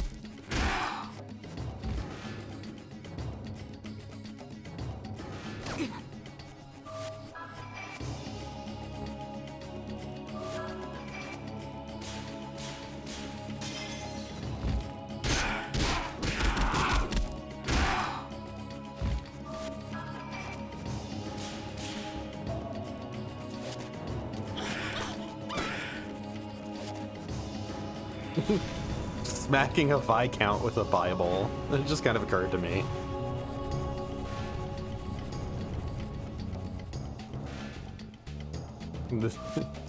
How do I kill this man? By beating... How do I kill this man from the Vatican?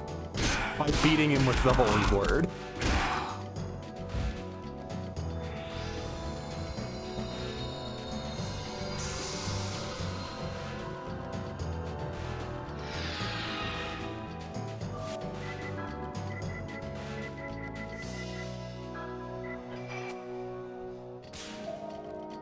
Okay, this is almost done anyways.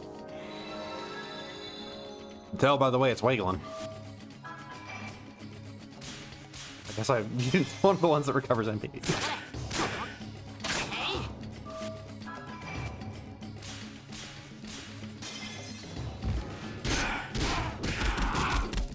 There we go.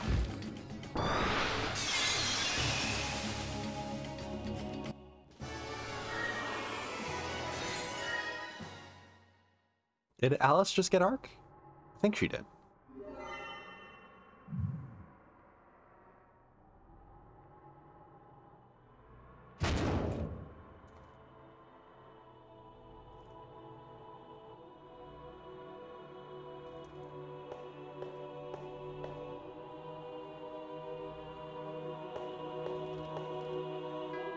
I can't mash fast enough to make this go faster.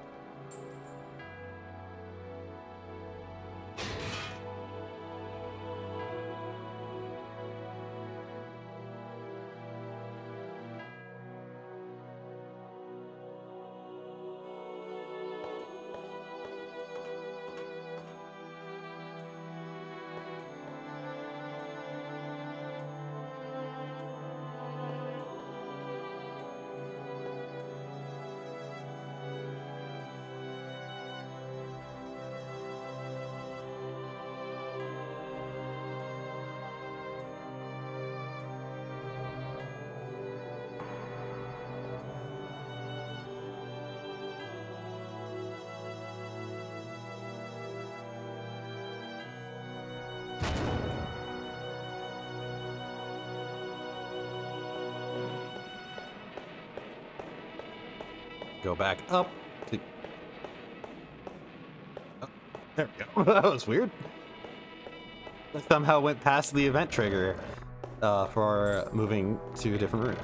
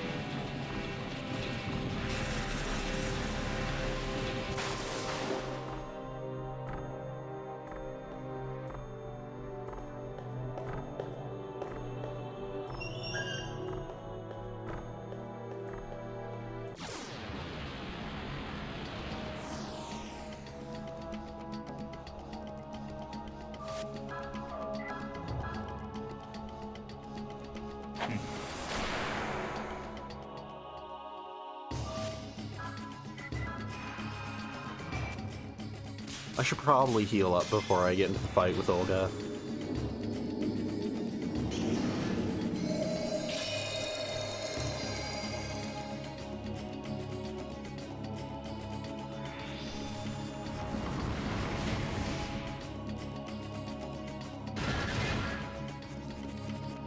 Shouldn't really be a problem at all, but still. Because once again, it's going to be another case of just make sure I maintain Yuri's health as he punches things to death.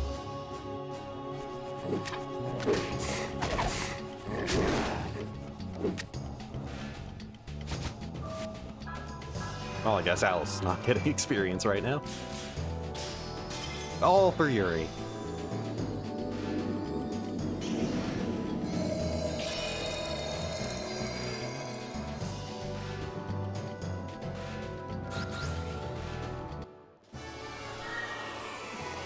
Ah.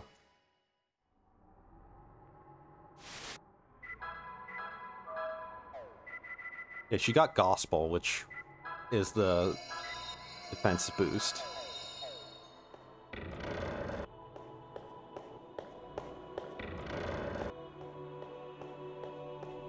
Yuri is getting lower on MP, so might as well recover it for once.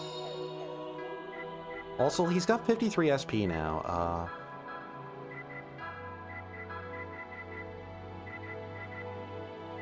I could go with the tier 3s.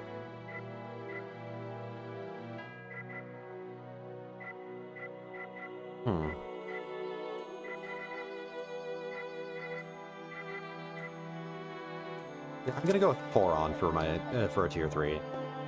Just okay. I don't have a tent. Okay, so me using that item and then realizing, oh, I get a tented, does not count.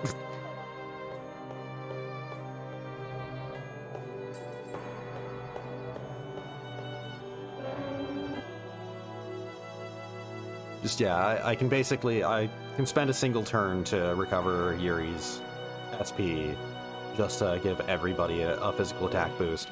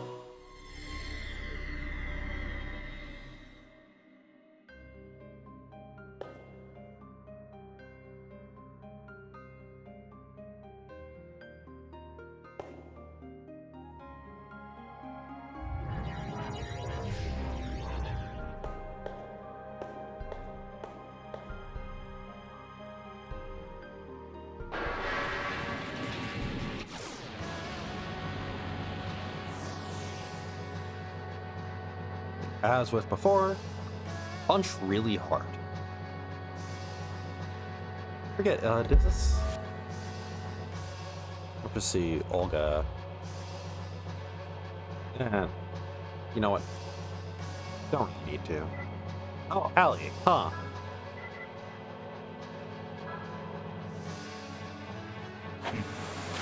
You didn't get healed.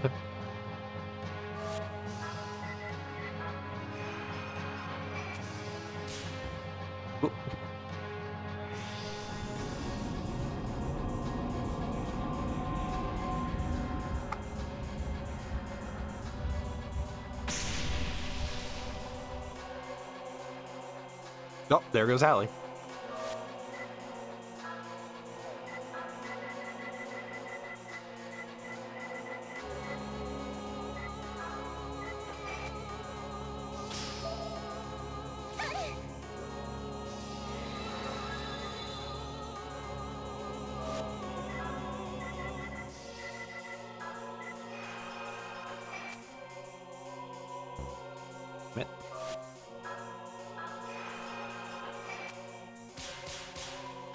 I did completely forget that was three targets.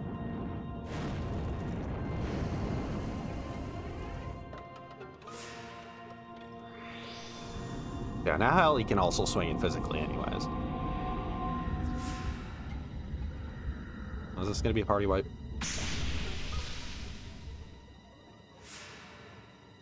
Almost.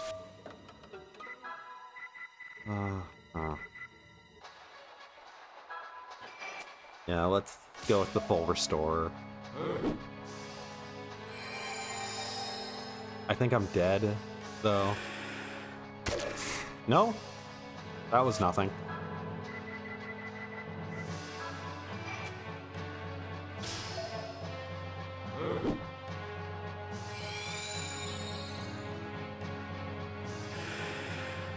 Yuri might be able to actually handle this entirely on his own.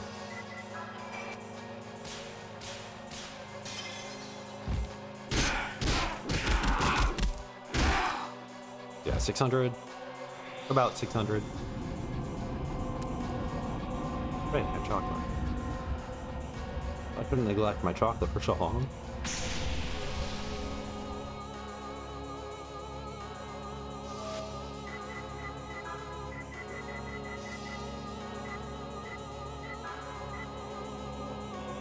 Let's bring back Pally, because he has more total health. More max HP.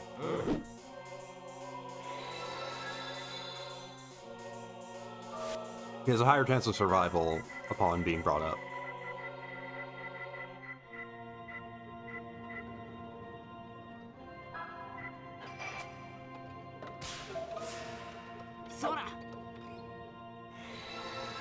I should have gotten the ones that do 50% health.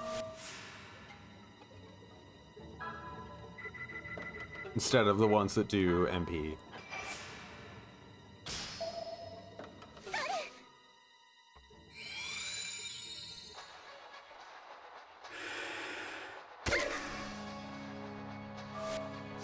I'm just gonna do Battle Cry again.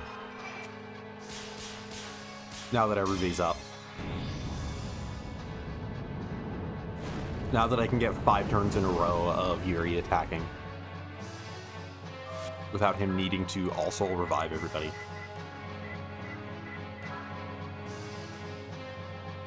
Actually, I'll just have Hallie swing in.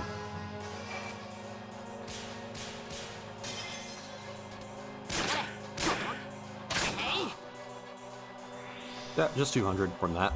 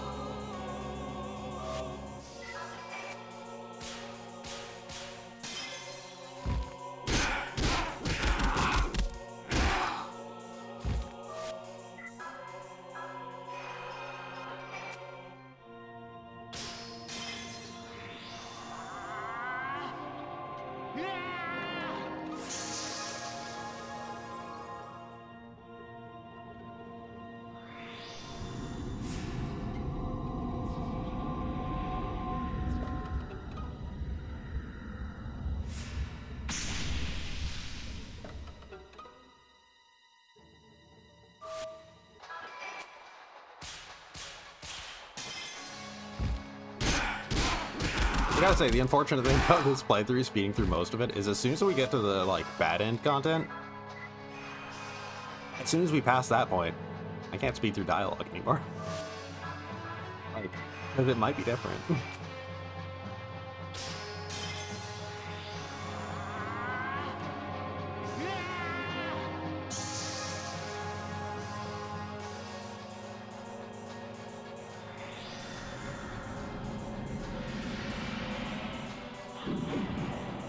Oh boy, that's a lot of MP.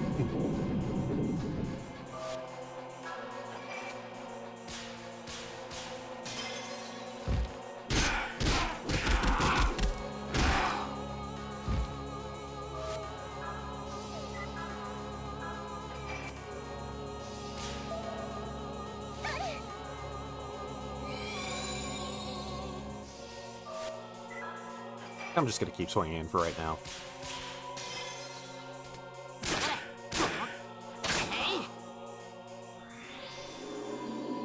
I feel like Olga's almost done. Just because of the attacks that I've gotten in with Yuri.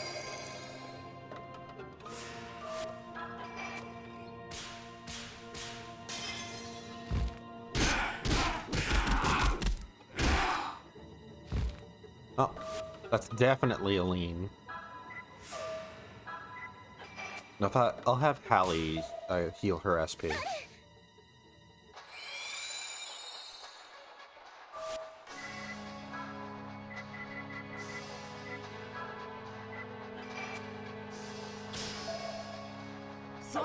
I mean, it was a full heal anyways.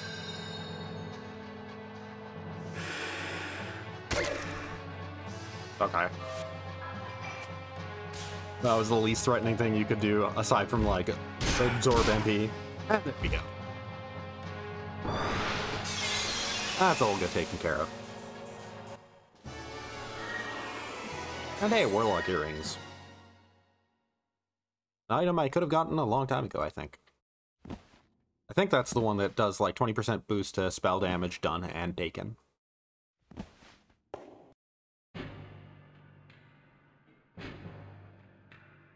Anyways, we're back here.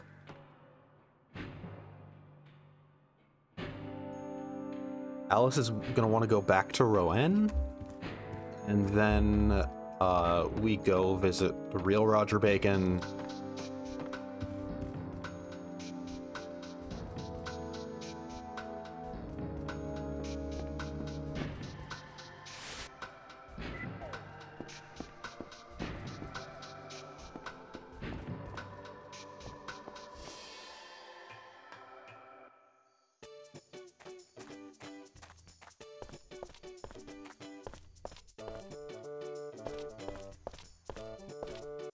Gonna do some cutscene stuff before calling it a night.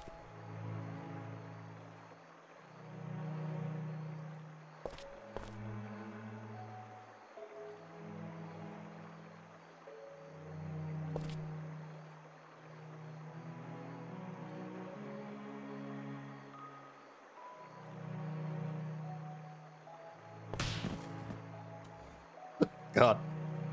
I forgot about that.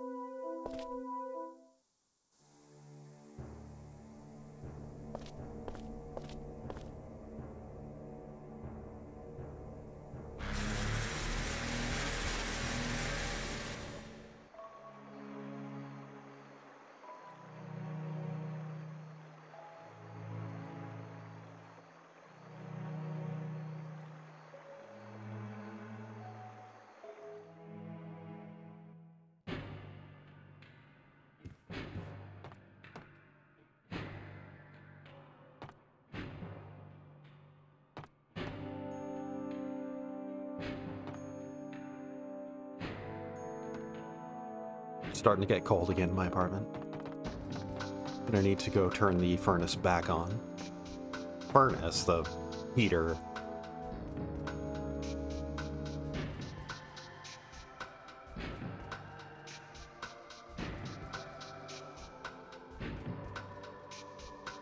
Yeah, I'm just gonna do the cutscene where Alice realizes that Roger Bacon is actually Albert Simon.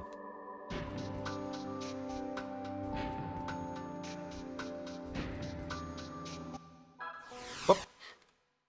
Speed straight through that. Take the back door as always.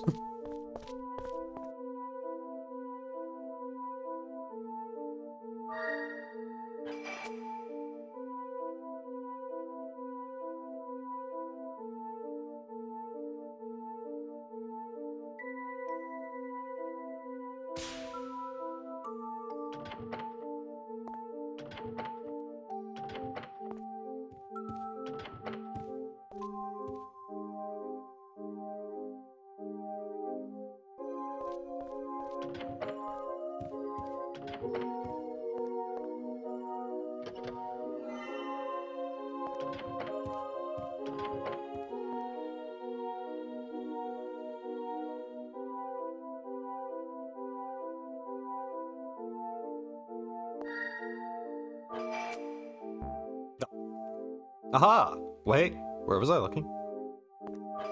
Aha! Oh wait, never mind. I guess there wasn't anything. Oh wait, maybe there is something here.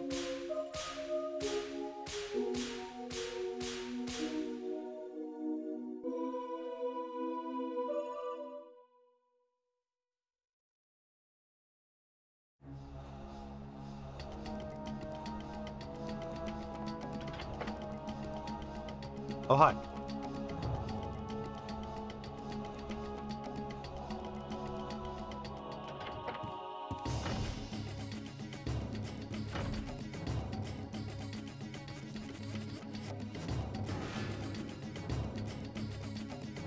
Or should I say, Cardinal Albert Simon? I'm on to you.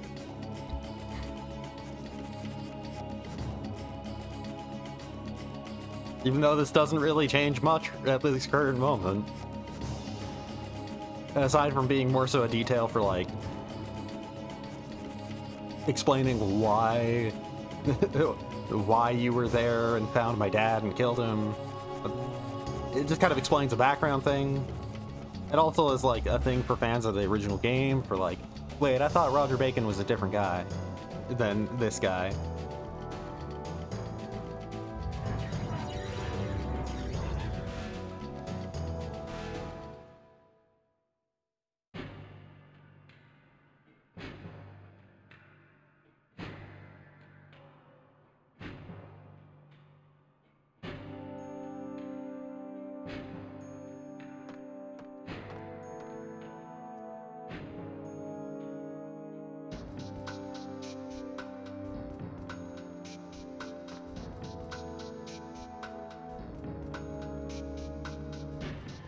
So I do need Alice for this.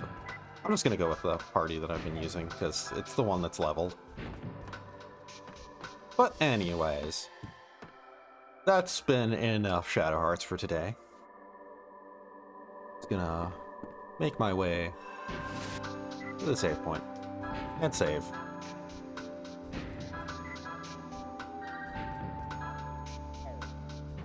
So with that, made good progress. Almost all the way through done with the game now. Because we have just, really, we just have 2 dungeons to go. That's kind of it. So, anyways. But for now, just, yeah. Started the stream at 6:30 and was actually able to get through it all in time. It was a 4-hour stream, but it's only like 10 o'clock, damn. This is early. I got a whole night ahead of me. But anyways, so as per usual, thanks to everybody who joined, and next time we will be finishing Shadow Hearts on New Game Plus and getting the bad ending. Next time being Thursday, of course. So yeah, thanks to everybody who joined, and catch y'all next time.